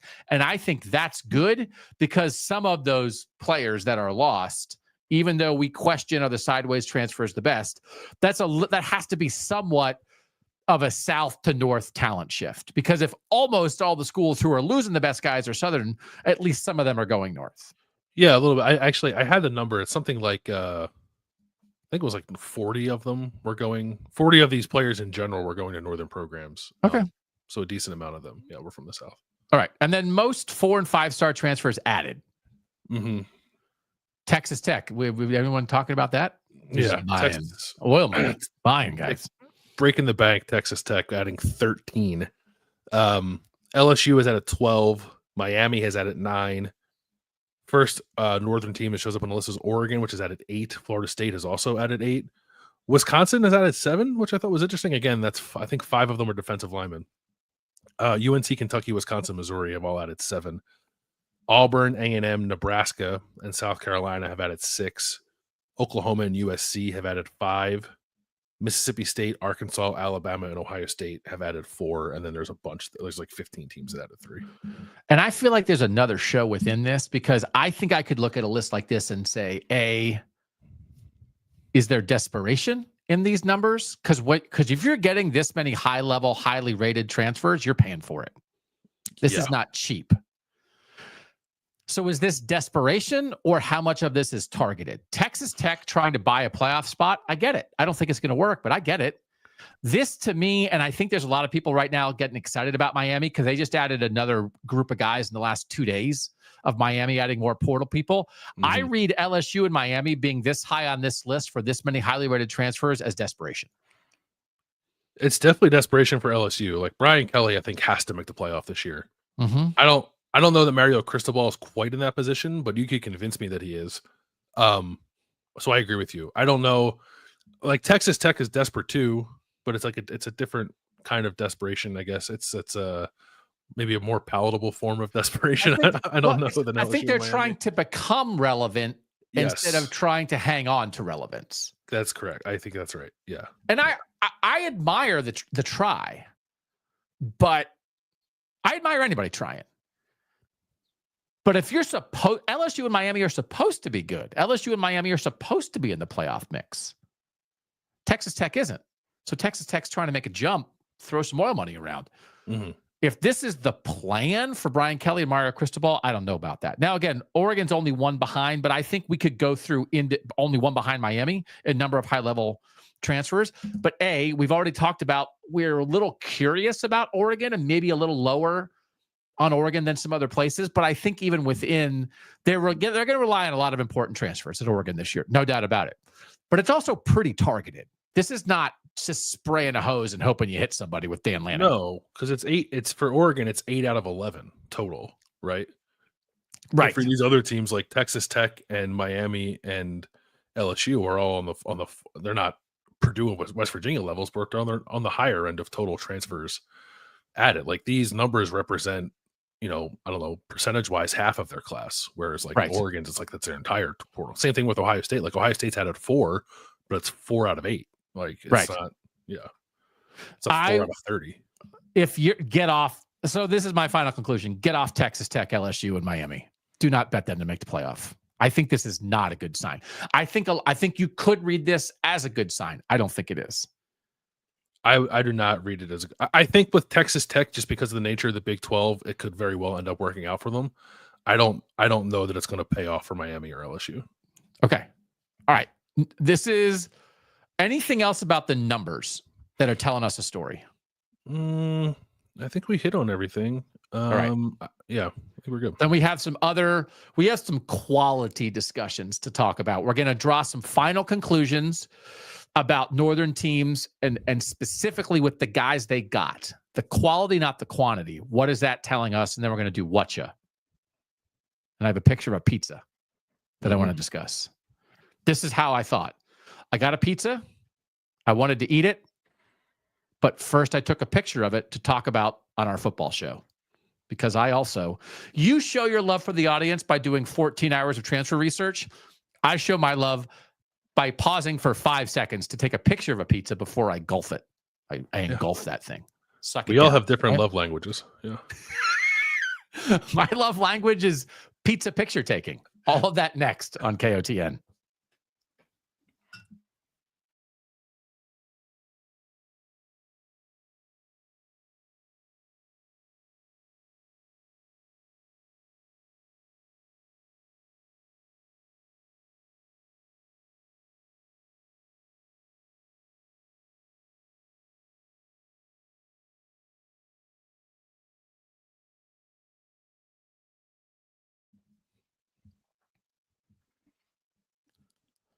Doug Lesmerises, Bill Landis.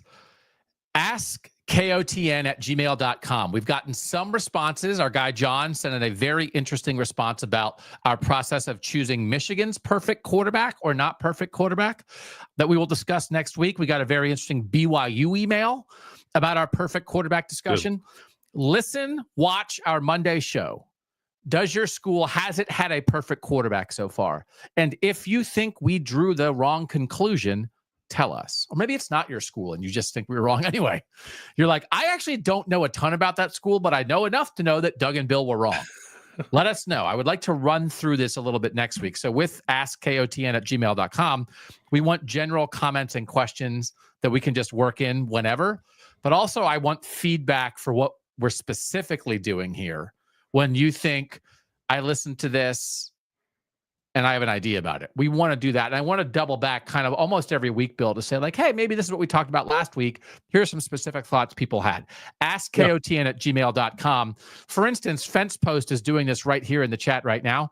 Brian Kelly and Mario Cristobal are all in this year. They have to make the playoff, which is, I guess that's an interesting way to view this, because I do think sometimes people can just get excited about numbers and the ratings of certain transfer classes and think to themselves, that team's got it going. And I think it's actually 180 degrees sometime. That the portal is what you make of it, but I don't know that everybody views it the right way and discusses it the right way yet, because it's still new enough. I think that's right, because it's the case of these teams like that. The success in the portal, if that's how you want to label it, is like a reflection of the pressure that the coach is feeling to get it done this year. But then like nobody sort of like acknowledges what the pressure can do to a team, right? It's like playing under those angsty conditions is not necessarily conducive to playing your best. So bringing in a bunch of new guys who are trying to save the job of a guy they hardly know, it could work, but I don't know that I'd bet on it working. And I do think that can be a deadly combination of trying to rebuild through the portal in a way that increases the pressure, but you're doing it so much that when that pressure builds up, you have a bunch of guys who don't know each other trying to deal with it. Yes. As opposed to, hey, we've built a good team. And Ohio State is a great example of this. Ohio State did have a lot of pressure last year. I don't think that having talented players should only mean pressure. It should be not opportunity. But certainly it was a discussion point last year. And Ohio State had bad moments during last season. And they supplemented in a very specific and strategic way in the portal. But when it got real after the Michigan loss, and there were new players who were involved in that team meeting, but they had a basis of players who had been there together and who had been through some stuff. And I just think it's more difficult if you have a bad loss, if you have a bad practice, if you have a weird week, and it's like, man, we're supposed to be good. And by the way, what is your name again? I think that's more difficult. That's not rocket science. Anybody would say that. But it's just why I'm a little wary of our magic 33 player portal class is going to put us in the playoff. And I just don't think that's the case. Yeah, I agree. Lessons for our northern teams. We've got to talk about Penn State. Did James Franklin watch our show from a couple weeks ago where we said Penn State has to be more open to just adding good players? Because it feels like they are open to just adding good players a little more than they've been. I think so. I think the posture is different. Now, it's like they still only added 8, right? So it seems a little silly. It's like Penn State's aggressive in the portal, and like you look at the teams that have added the most, like Penn State's way down at the bottom. Yeah. But in the spring portal window, they've added Trevor Pena, the receiver from Syracuse, after already adding Kyron Hudson from USC and Devontae Ross from Troy. I don't know that anyone looked at that and said, like, definitely not enough. Like, you need to do more. But Penn State chose to do more because Trevor Pena became available. And then yesterday, I think the thing that maybe that spurred us a little more than even Trevor Pena was like the fact that they were hosting Mohamed Toure, the Rutgers transfer linebacker, who sounds like maybe he's going to go to Miami to, I think, reunite with his former defensive coordinator down there. Or former position coach.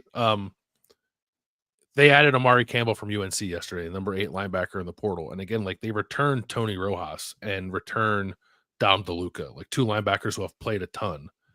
And linebackers in need, they, I think, unquestionably needed linebacker depth, but rather than bargain shop for linebacker depth, they just went out and got the best available linebacker to come join their defense. And I don't think that's something necessarily that James Franklin would have done prior to this cycle.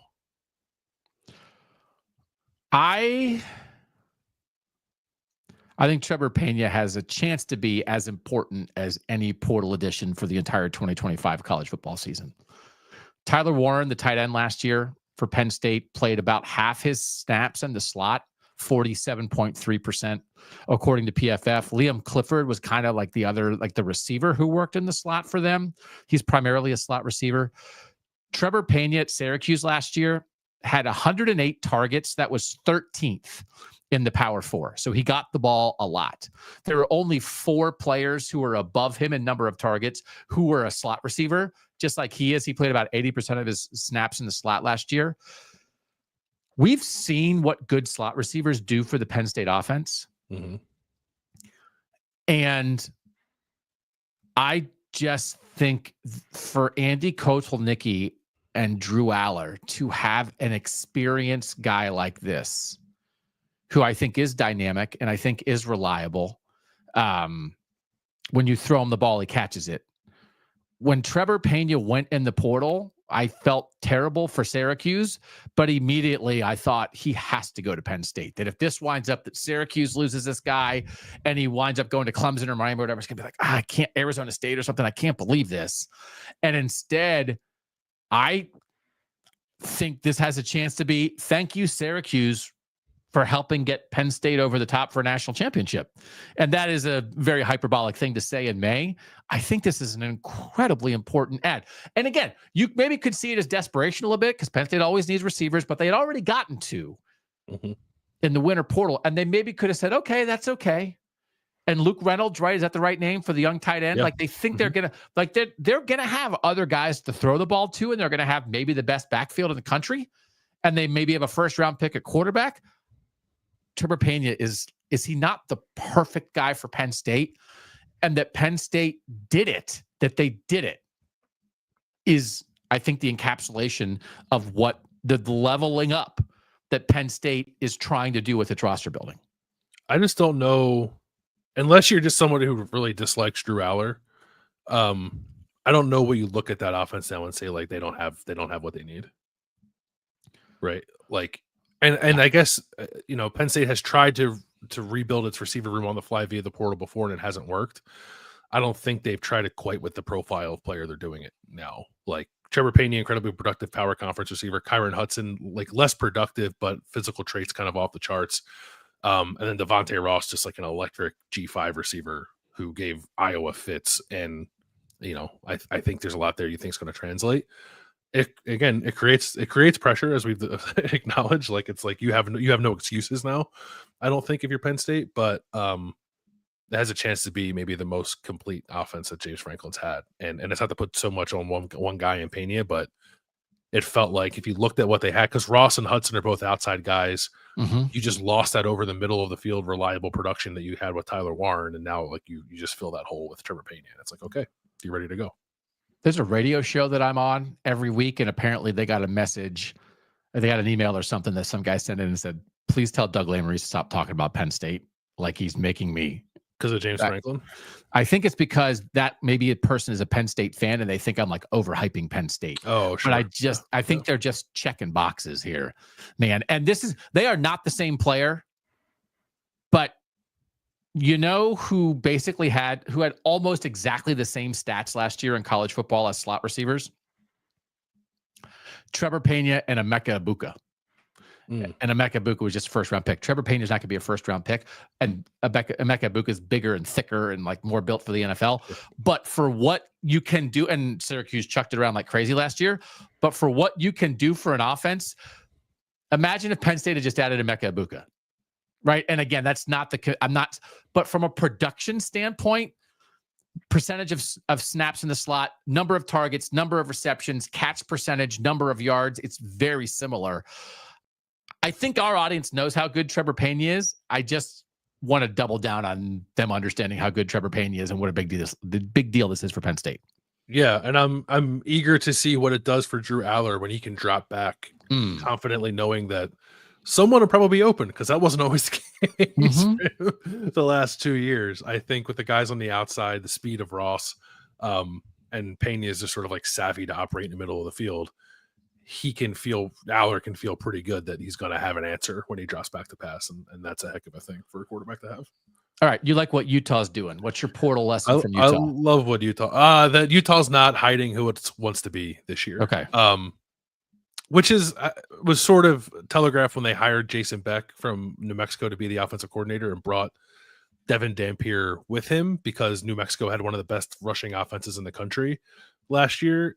But in the portal, between Dampier, Nate Johnson, who I mentioned earlier, a couple of running backs, including Wayshawn Parker, Naquari Rogers from New Mexico, Bryce Duke from Old Dominion, and Devin Green from UNLV. Utah has added to its roster this year 4,476 career rushing yards. I just which imagine is a lot. This is one of those at 1 o'clock in the morning with you and your notebook when you realize that Utah has added this many rushing yards, and you total up 4,476. I just imagine a midnight fist pump from Bill Landis. Yeah, I made a prediction last year that I thought Ohio State was going to lead the Power 4 teams in rushing. I'm going to do the same thing with Utah this year. Okay. But I actually think it has a much better chance of hitting because New Mexico was almost that, and now, like, they get to do it with a really good offensive line coming back for Utah too. So Utah last year only rushed for 1,500 yards. That was after rushing for at least 2,500 and twice more than 3,005 times in the previous 8 years. Like, it's who they want to be. They want to run the ball. They want to control clock. They've added receivers. It's like an ongoing conversation. They don't have to throw the ball. I don't think that's their ability or lack thereof to throw the ball. I don't think is what's going to determine success for Utah this year. It's going to be can the defense plug some holes and will this rushing attack get going? And I think with what Utah has added in the portal, it seems like they're going to lean on that.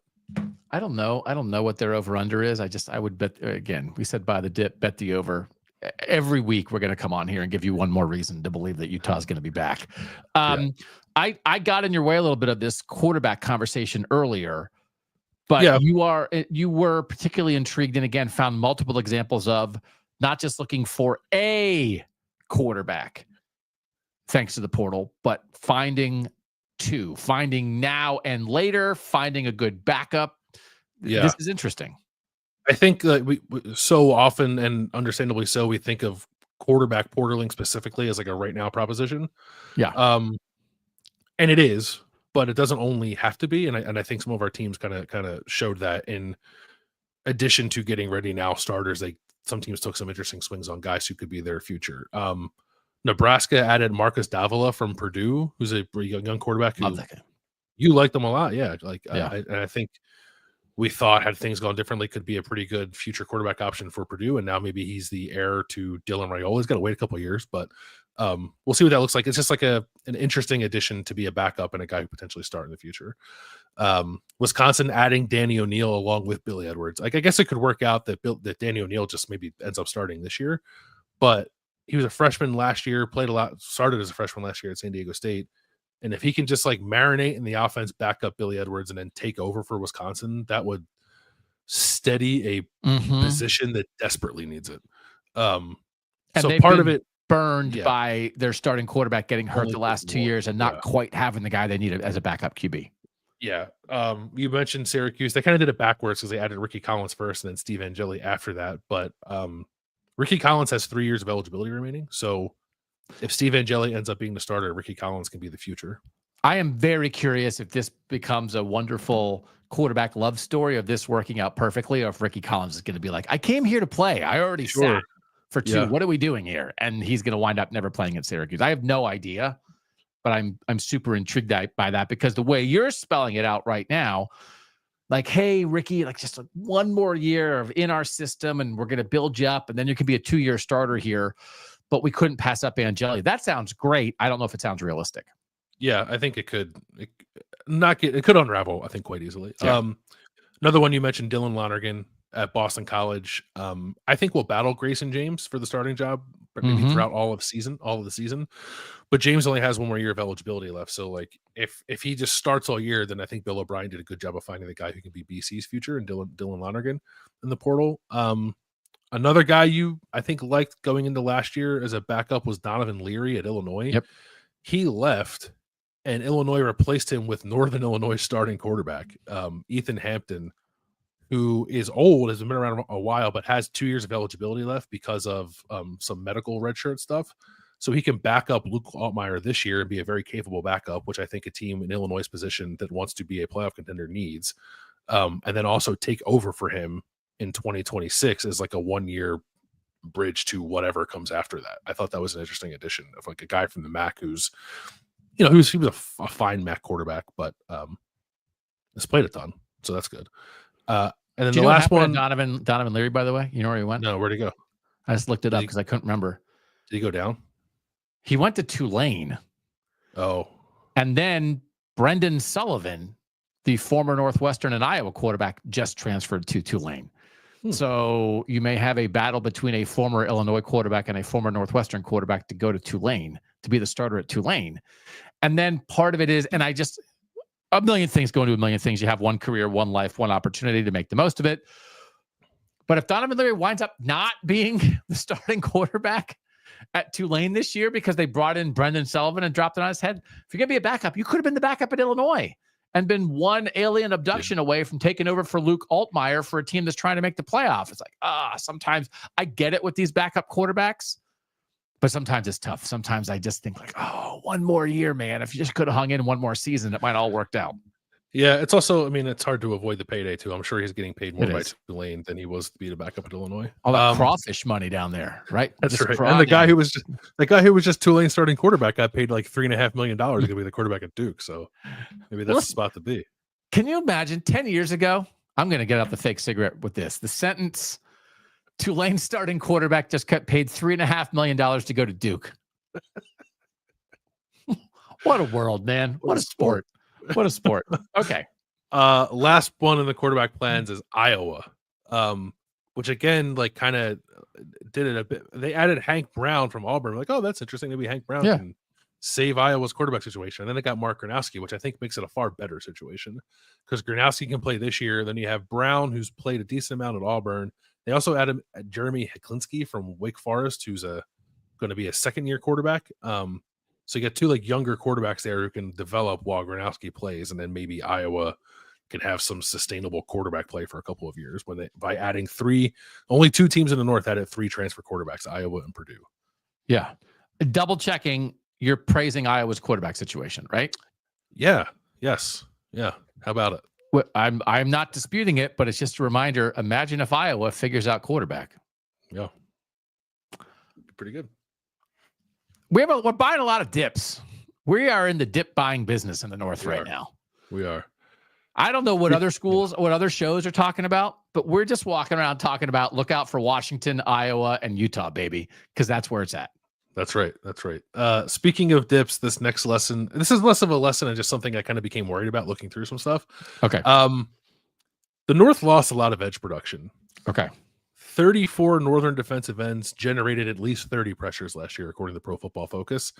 7 of them were drafted. 7 more signed UDFA deals. Another 8 just exhausted their eligibility. Some of them are getting opportunities like in NFL camps. Only 11 of them are back. One of them transferred as well. And that was like the thing that was a little alarming to me. So like you lose all this production and then you look at what the North added in the portal.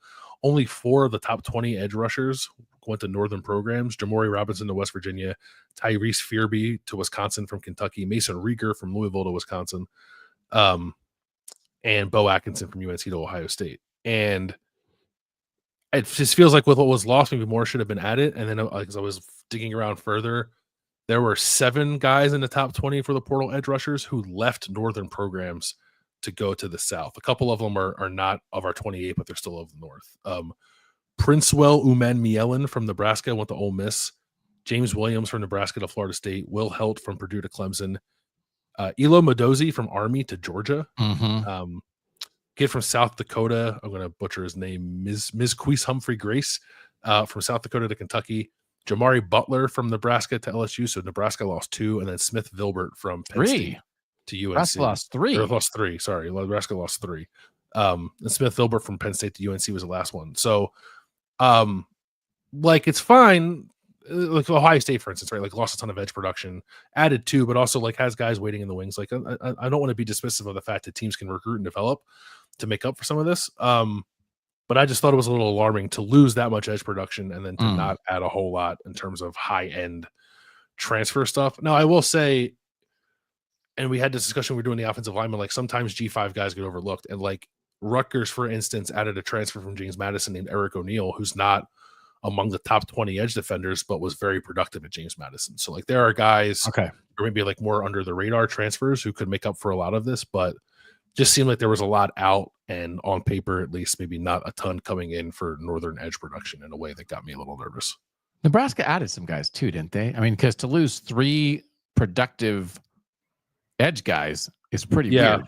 They added Sam McCullough, who's like a linebacker. But I think will be a guy who has a presence on the edge for them. Okay. All right. Your last thing's about Fran Brown. Yeah, Fran Brown has a type. Syracuse has only added 35 total transfers the last 2 years, which I think is like a lower number than you'd expect for a coach in the second season. 26 of the 35 are Power 4 transfers. That's a lot.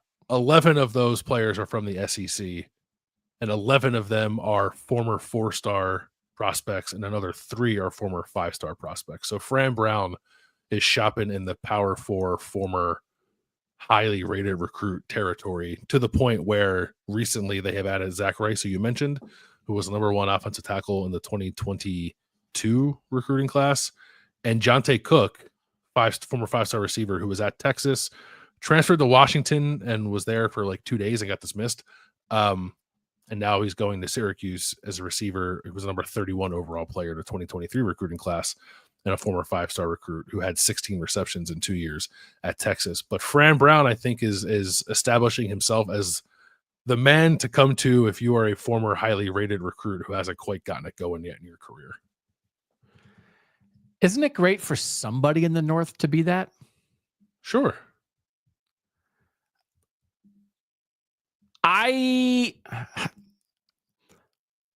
If you're just trying to grab random dudes from the SEC who have never played and kind of flamed out a little bit, whatever. If it is your strategy, if you are doing a thing, if you are saying to yourself, these are a level of talent of guys that we're probably just not going to get out of high school at Syracuse. But if we can get them after a year or two of not going great, and this is a plan, I love it. And again, you're talking about Power 4. It's Southern. It's Southern, predominantly Power 4. Southern. Yeah. And this is a little of the, can we bring a little dog mentality north? This is a Jersey guy who spent 2 years at Georgia, loves Kirby, loves talking about the dogs. You go down, you get a little dog seasoning, and then you bring it north. You have northern roots, you have a northern heart. And you go down, you go behind enemy lines for a couple years to see how they do it. And then you bring it north with strategy and aggression. I'm here for it. I'm 1,000%. Fran Brown gets a pass to go sweep up as many SEC backups as possible.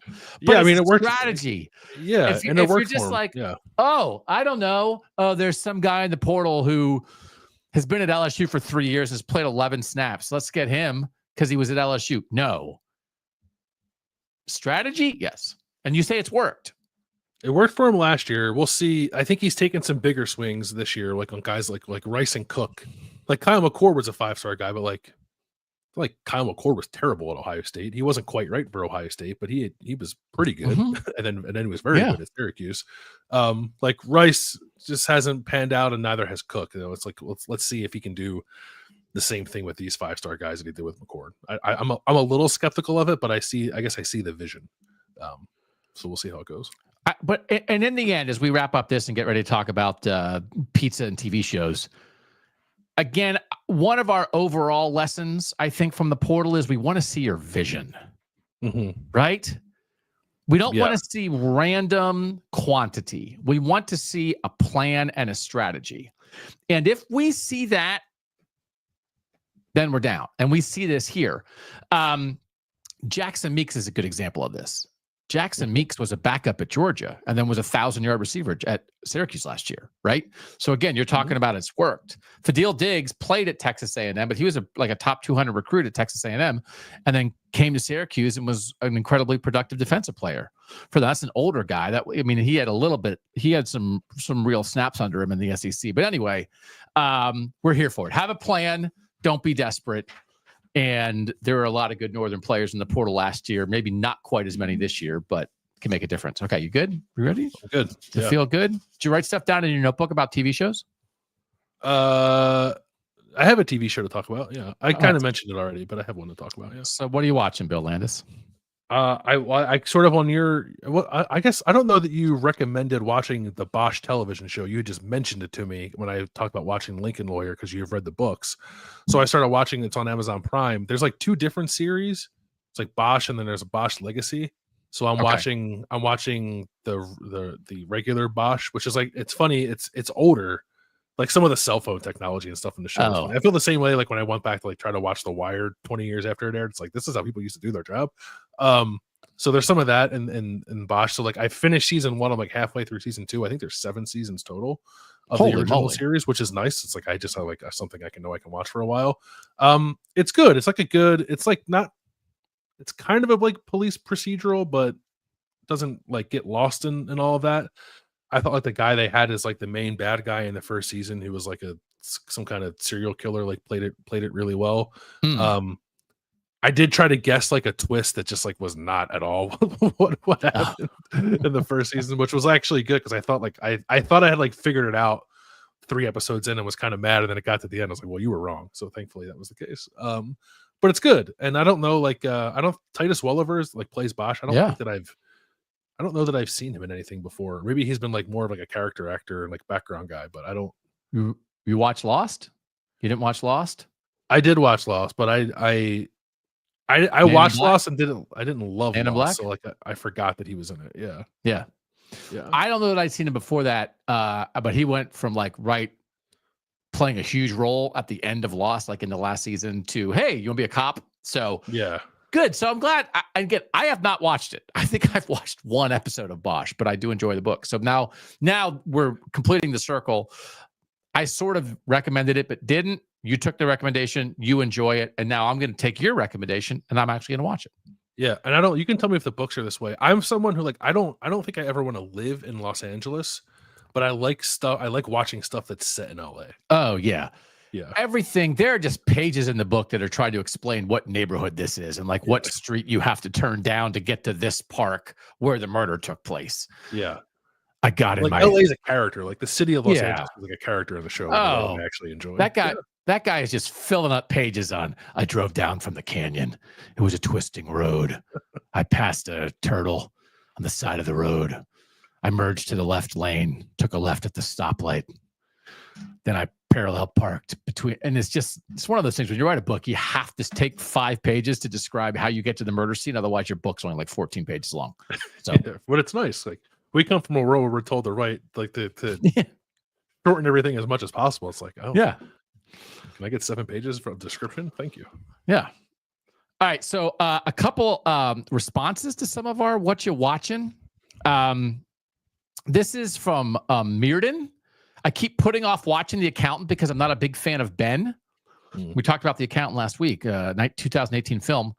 I do like the unassuming, mild-mannered protagonist being a kick-butt special operator assassin or everyday hero, which is kind of like, like Ben Affleck's just like this, he's an accountant. And then also, so the suggestion here is Nobody, starring Bob Odenkirk, is one of my favorite movies. I've watched it at least 3 times. Starts slow, but it really fits.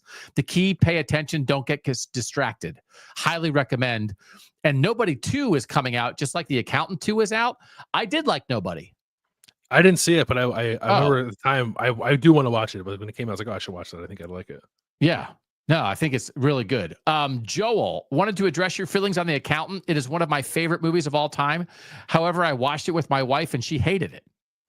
I think it really splits its viewers depending on what they pay attention to in movies. That's Joel. And then also, this is, I can't find the name. I apologize about this. I hope I'm getting these names right. Doug and Bill, I'm now suddenly very interested in hearing all the prominent things you haven't watched. Mm-hmm. The fact that you guys haven't seen many or potentially any Mission Impossible movies is wild. Describing Tom Cruise hanging in a museum, it was a CIA computer terminal room, makes me want to see him do the old man thief thing again. So like this is, we have talked about this. I'm the one, like, I think I've seen the first Mission Impossible and none of the other ones, but we have done this with you. We could have a show that's entitled What You're Not Watching, because you have or haven't watched The Godfather. I have not. No, I have some real blind spots. Yeah. So that would be, we can do that some week. We can do a very special.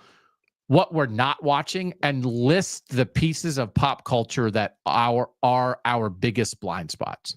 And then I think we could ask people to do that too. Your pop culture blind spots. What I'm actually watching is the 4 Seasons miniseries on Netflix. Oh, yeah. It is such gentle comedy that I'm not even sure that it's comedy, but it just washes over me. And it's Will Forte and Steve Carell and Tina Fey and Colton Domingo. And it is just, I'm not even sure I'm alive when I'm watching it. I don't have to think. I just have to be. And there was a headline from some pop culture website that my wife noticed and sent to me. It read, "The 4 Seasons is probably not your thing. Unless you're middle-aged, then it's very much your thing." And I was watching this thinking, this is so made for 50-year-old people. Why does this exist? Because we don't need it. Our time is over. I am a skeleton of a man. I had my run. Make movies and TV shows for other people. I don't deserve any more. And then Tina Fey was like, nope. If you're 53, I see you. And she made this movie. And there was a moment where I did the Leonardo DiCaprio thing and pointed at the screen from that meme like, hey, because one of the characters pulled out a pill case that I have. And I was like, that's my pill case. And I felt so seen. I almost felt guilty because I thought, if you're 27 and you're watching this, how could you possibly enjoy this? Will Forte is just sitting around being a hypochondriac, asking his wife if the part in his hair is sunburned. It's too real. It's too real, and I'm not sure why it exists.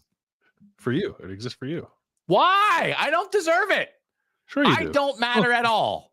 Yeah, absolutely. I am a husk of a man. There's nothing left inside here. I'm completely hollowed out. I'm good. I don't need TV anymore. I'll just watch old stuff. Instead, I get this. It's a wonderful blessing for people in their 50s. So if you are in your 50s and watching this or listening to this and you have not watched the 4 Seasons miniseries on Netflix, chef's kiss. I'll check it out. I'm spiritually in my 50s. I'll watch it. All right. What are you eating? I got a what I'm drinking. I think I might have mentioned this before because I thought the name was funny. I got a prop too. This is Liquid Death Water Company is in the non-water business now, and they have like this. They have a thing. Some of them are bad. They have like a cola one that I tried, and it's awful. But this is their like Arnold Palmer version. It's called Dead Billionaire because that's what Arnold Palmer is. But it's like it's really I like it because it is a nice alternative to like an actual Arnold Palmer because it has very little sugar and only 20 calories. And I mostly drink like water and coffee, but I need something every now and then to mix it up. And soda is bad for you. So this has been like a very nice thing to mix in that's not, and I don't like diet soda. So this has been a good thing to mix in between the water and the coffee to get a little flavor in my day. And I would recommend it to anybody who's looking for the same. Oh, nice. So yeah, Liquid Death was just a way to trick 30-year-old men into drinking water, right? And it worked. It's like, do you want to feel like you're riding the motorcycle while you drink your water? Here's Liquid Death. Yeah. But all it is like death to plastic. That's all. That's what their name. Yeah. Oh, that's good though. Yeah. But if they figured out, is there a market for people who think they're too cool to drink water? And it's a gazillion-dollar company because it turns out there was. Yeah, that's right. I'll drink water. I just don't want anyone to know that I'm drinking water. I want everyone to think that I'm drinking a beer at 10:30 in the morning at the office, but it's actually water. Genius. My eating is about pizza. And you and I, at various times in our lives together, have discussed pizza, have discussed the most important part of pizza. Is it the sauce? Is it the cheese? Is it the crust? Is it the toppings? I think we've had very strong opinions on that kind of thing. But I would like to show a picture of my favorite pizza. I went and visited my mom over the weekend, so it was back to one of my local pizza shops in central Pennsylvania. Mike, if we want to pop up my pizza shot, this is a photo I took of my favorite pizza before I ate it. If you are listening on a podcast, it is an 8-slice New York style pizza. It is shotgun pizza because it is the passenger seat in my car. And there was a time, Bill, when I would consume a whole shotgun pizza on a long ride. And I am now past that point because my body will rebel and my sodium level will go through the roof. So this shotgun pizza still exists in my house right now. I ate like 2 slices of it, and now I'm going to work through it for lunch for the next week or so. But here's my point about why I wanted to show this photo of this pizza. I have finally concluded that the most important part of a pizza is not the crust. It's not the sauce. It's not the cheese. And as you can see on this pizza, there are no toppings. The most important part of the pizza is how long you cook it. And I think there are people out there, you will see pizzas out there that are the advertisement for a pizza joint where the cheese is just so yellow, it's white. It looks like they put it in the oven for 4 minutes. And every pizza I get, I ask to be well done. But if your pizza, if the cheese is not brown, I think you can take almost any pizza, and if you cook it long enough, make it pretty good. And by the same standard, I think you can take a very good pizza with great ingredients and undercook it and ruin it. And I've recently been on several college tours with my daughter. There are pizzas in very many dining halls, every single one undercooked because they're in a hurry. There's kids waiting, whatever. And to have a pizza sitting under a light that is just this undercooked, you can see the cheese is barely even melted. I just would like to go through America and tell everybody to cook your pizza. And if you are someone who says, no, I want my pizza undercooked. I want the cheese not brown. I want it barely melted. I cannot wrap my head around that. Am I overdoing this? Or am I providing a service to America? Cook your pizza. I think you're providing a service. I think part of the issue with some places is, I think if you're cooking from frozen, it's easier to burn. So then you because you worry about that, then you don't cook it long enough. Or you get like the crust that's cooked, but the toppings aren't cooked to the same sort of extent. Yeah, you could go down a few different pitfalls, I think, if you're not using fresh ingredients, which it looks like your pizza. That's a great looking pie, by the way. Thank you. Yeah, it's really good. Like nice job on the slices, like making everything symmetrical. Get some bubbles there too, which is nice. We got pizza for dinner last Friday, and my wife went to pick it up, and she said like she went to the counter, and the people were like so apologetic because the first pizza they put into us something happened, and I guess their pizzas typically don't have bubbles, but this one ended up with a bubble like right in the middle of the pie, and they were like, "We're so sorry, we'll make you a new one." So then they made us a new pizza, and she came home with 2 pizzas, and then she opened them up. I was like, "There's nothing wrong with this. All it is just it's a bubble. That's occupational hazard, by the way. Give me all the bubbles you want." Yeah, that's how you know it's good. Yeah, that's how you know it's good. That's how you know it's good, and that was cooked the right way, cooked the right amount of time. So, and that a robot didn't make it. Yeah, and it didn't come out of a freezer in a box. So I'm with you. Yeah, I would disagree that maybe it's the most important thing, because I still think the most important thing is the crust, but they sort of go hand in hand. It's almost like separate categories, but yeah, if you can really ruin a pizza by not cooking it long enough. Yeah. Like you pull up a slice and everything just falls off. Yes. That's the worst. And that's the thing too. If you're one of those where you're getting 8 toppings on a pizza, there's no way that you can cook it enough. So then you've got to pull back on the toppings to give your pizza a chance to live. Live. You should ask your place if they par bake it. What's that mean? You like get the crust out and put the crust on the thing, and then you bake the crust with nothing on it, and then you take it out and put the sauce and cheese on it, and then you put it back in the oven. Oh my God, that's some time to cook through. Yeah, that's artistry right there. Yeah. God, I love it. Yeah. Okay, what are you thinking about? College football thing, just like a quick thing, like Notre Dame and Clemson announced they're doing a 12-year scheduling agreement that starts in 2027 and runs whenever 12 years after that is. I think it's good. I think we need more of that. I heard Ryan Day was like making the rounds, Ohio State's head coach, talking about like opening with Texas, and he said like, we want to do this, but we need more automatic qualifiers for the playoff if people wanted to keep us doing it, which like I don't know that I necessarily agreed with. But whatever college football, I guess, like needs to do to make sure we get games like this in the regular season, I'm very much in favor of. So I was happy to see Notre Dame and Clemson sign up to play each other for 12 years, starting in a couple of years. I think we can have a conversation about that next week because I'm very interested in some scheduling trade-offs for the sport and where people stand on those. When I'm thinking about our guinea pigs that drive us crazy, my wife noticed that the one guinea pig had kind of a distended stomach. And so she called the vet, and we were worried that maybe she had a tumor or something. So they took her to the vet, and the vet came out and said, "Does your guinea pig live with another guinea pig?" Yes. And they said, "Is your guinea pig female?" Yes. And they said, "Is the other guinea pig male?" And we said, "Yes." So they are in cages, but there's a wall between their cages, but it's not a plastic wall. You could get in there. Okay. And so it was like, okay, we thought it was a tumor, and now we think there has been a surreptitious canoodling of our guinea pigs. And is this guinea pig pregnant? So this is what the veterinarian told my family. And so they went in and then they did an ultrasound, and then it turns out it is a tumor. So anyway. That's sad. I'm getting excited. Yeah. It was beautiful. Can you imagine the vet was like, we're like, we think it's a tumor. It's like, nope, I think it's babies. And it's like, nope, it's a tumor. Okay. Maybe go check yourself at vet school on that one before you start throwing around. Two very different things. Yeah.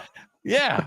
So it was quite, I was not home when it happened, but I was getting all the phone call updates. The tumor to babies to tumor. That was an interesting hour for our family. So anyway, it's too bad. What do you do with a guinea pig that has tumors? You just send it to the big spinning wheel in the sky, or what? She's downstairs. She's okay. She's fighting through it. So, it's one of those things. Life is a wondrous, beautiful thing, and at some point it ends for all of us. But there are not babies inside of her. All right, that's going to do it. Another 2-hour show. I apologize. I don't know. We have a lot of information, and then what are we going to do? Not talk about food and TV shows and movies and guinea pigs? Like, we have to talk about that, so then we get long. I apologize. That's all right. A lot of information to get through. We'll be back on Monday and Wednesday through the off season. We're just so incredibly grateful that you guys are here. And then again, just so open to askkotn@gmail.com. General thoughts, comments, specific things about the show. And if you have any disagreements about our perfect quarterbacks for Monday, really would like to hear those. We'll be back next week. Thanks as always to our great producer, Mike Yorstowski, for making us look good and sound good. For now, have a great weekend. He's Bill Landis. I'm Doug Lesmerises, and that was Kings of the North.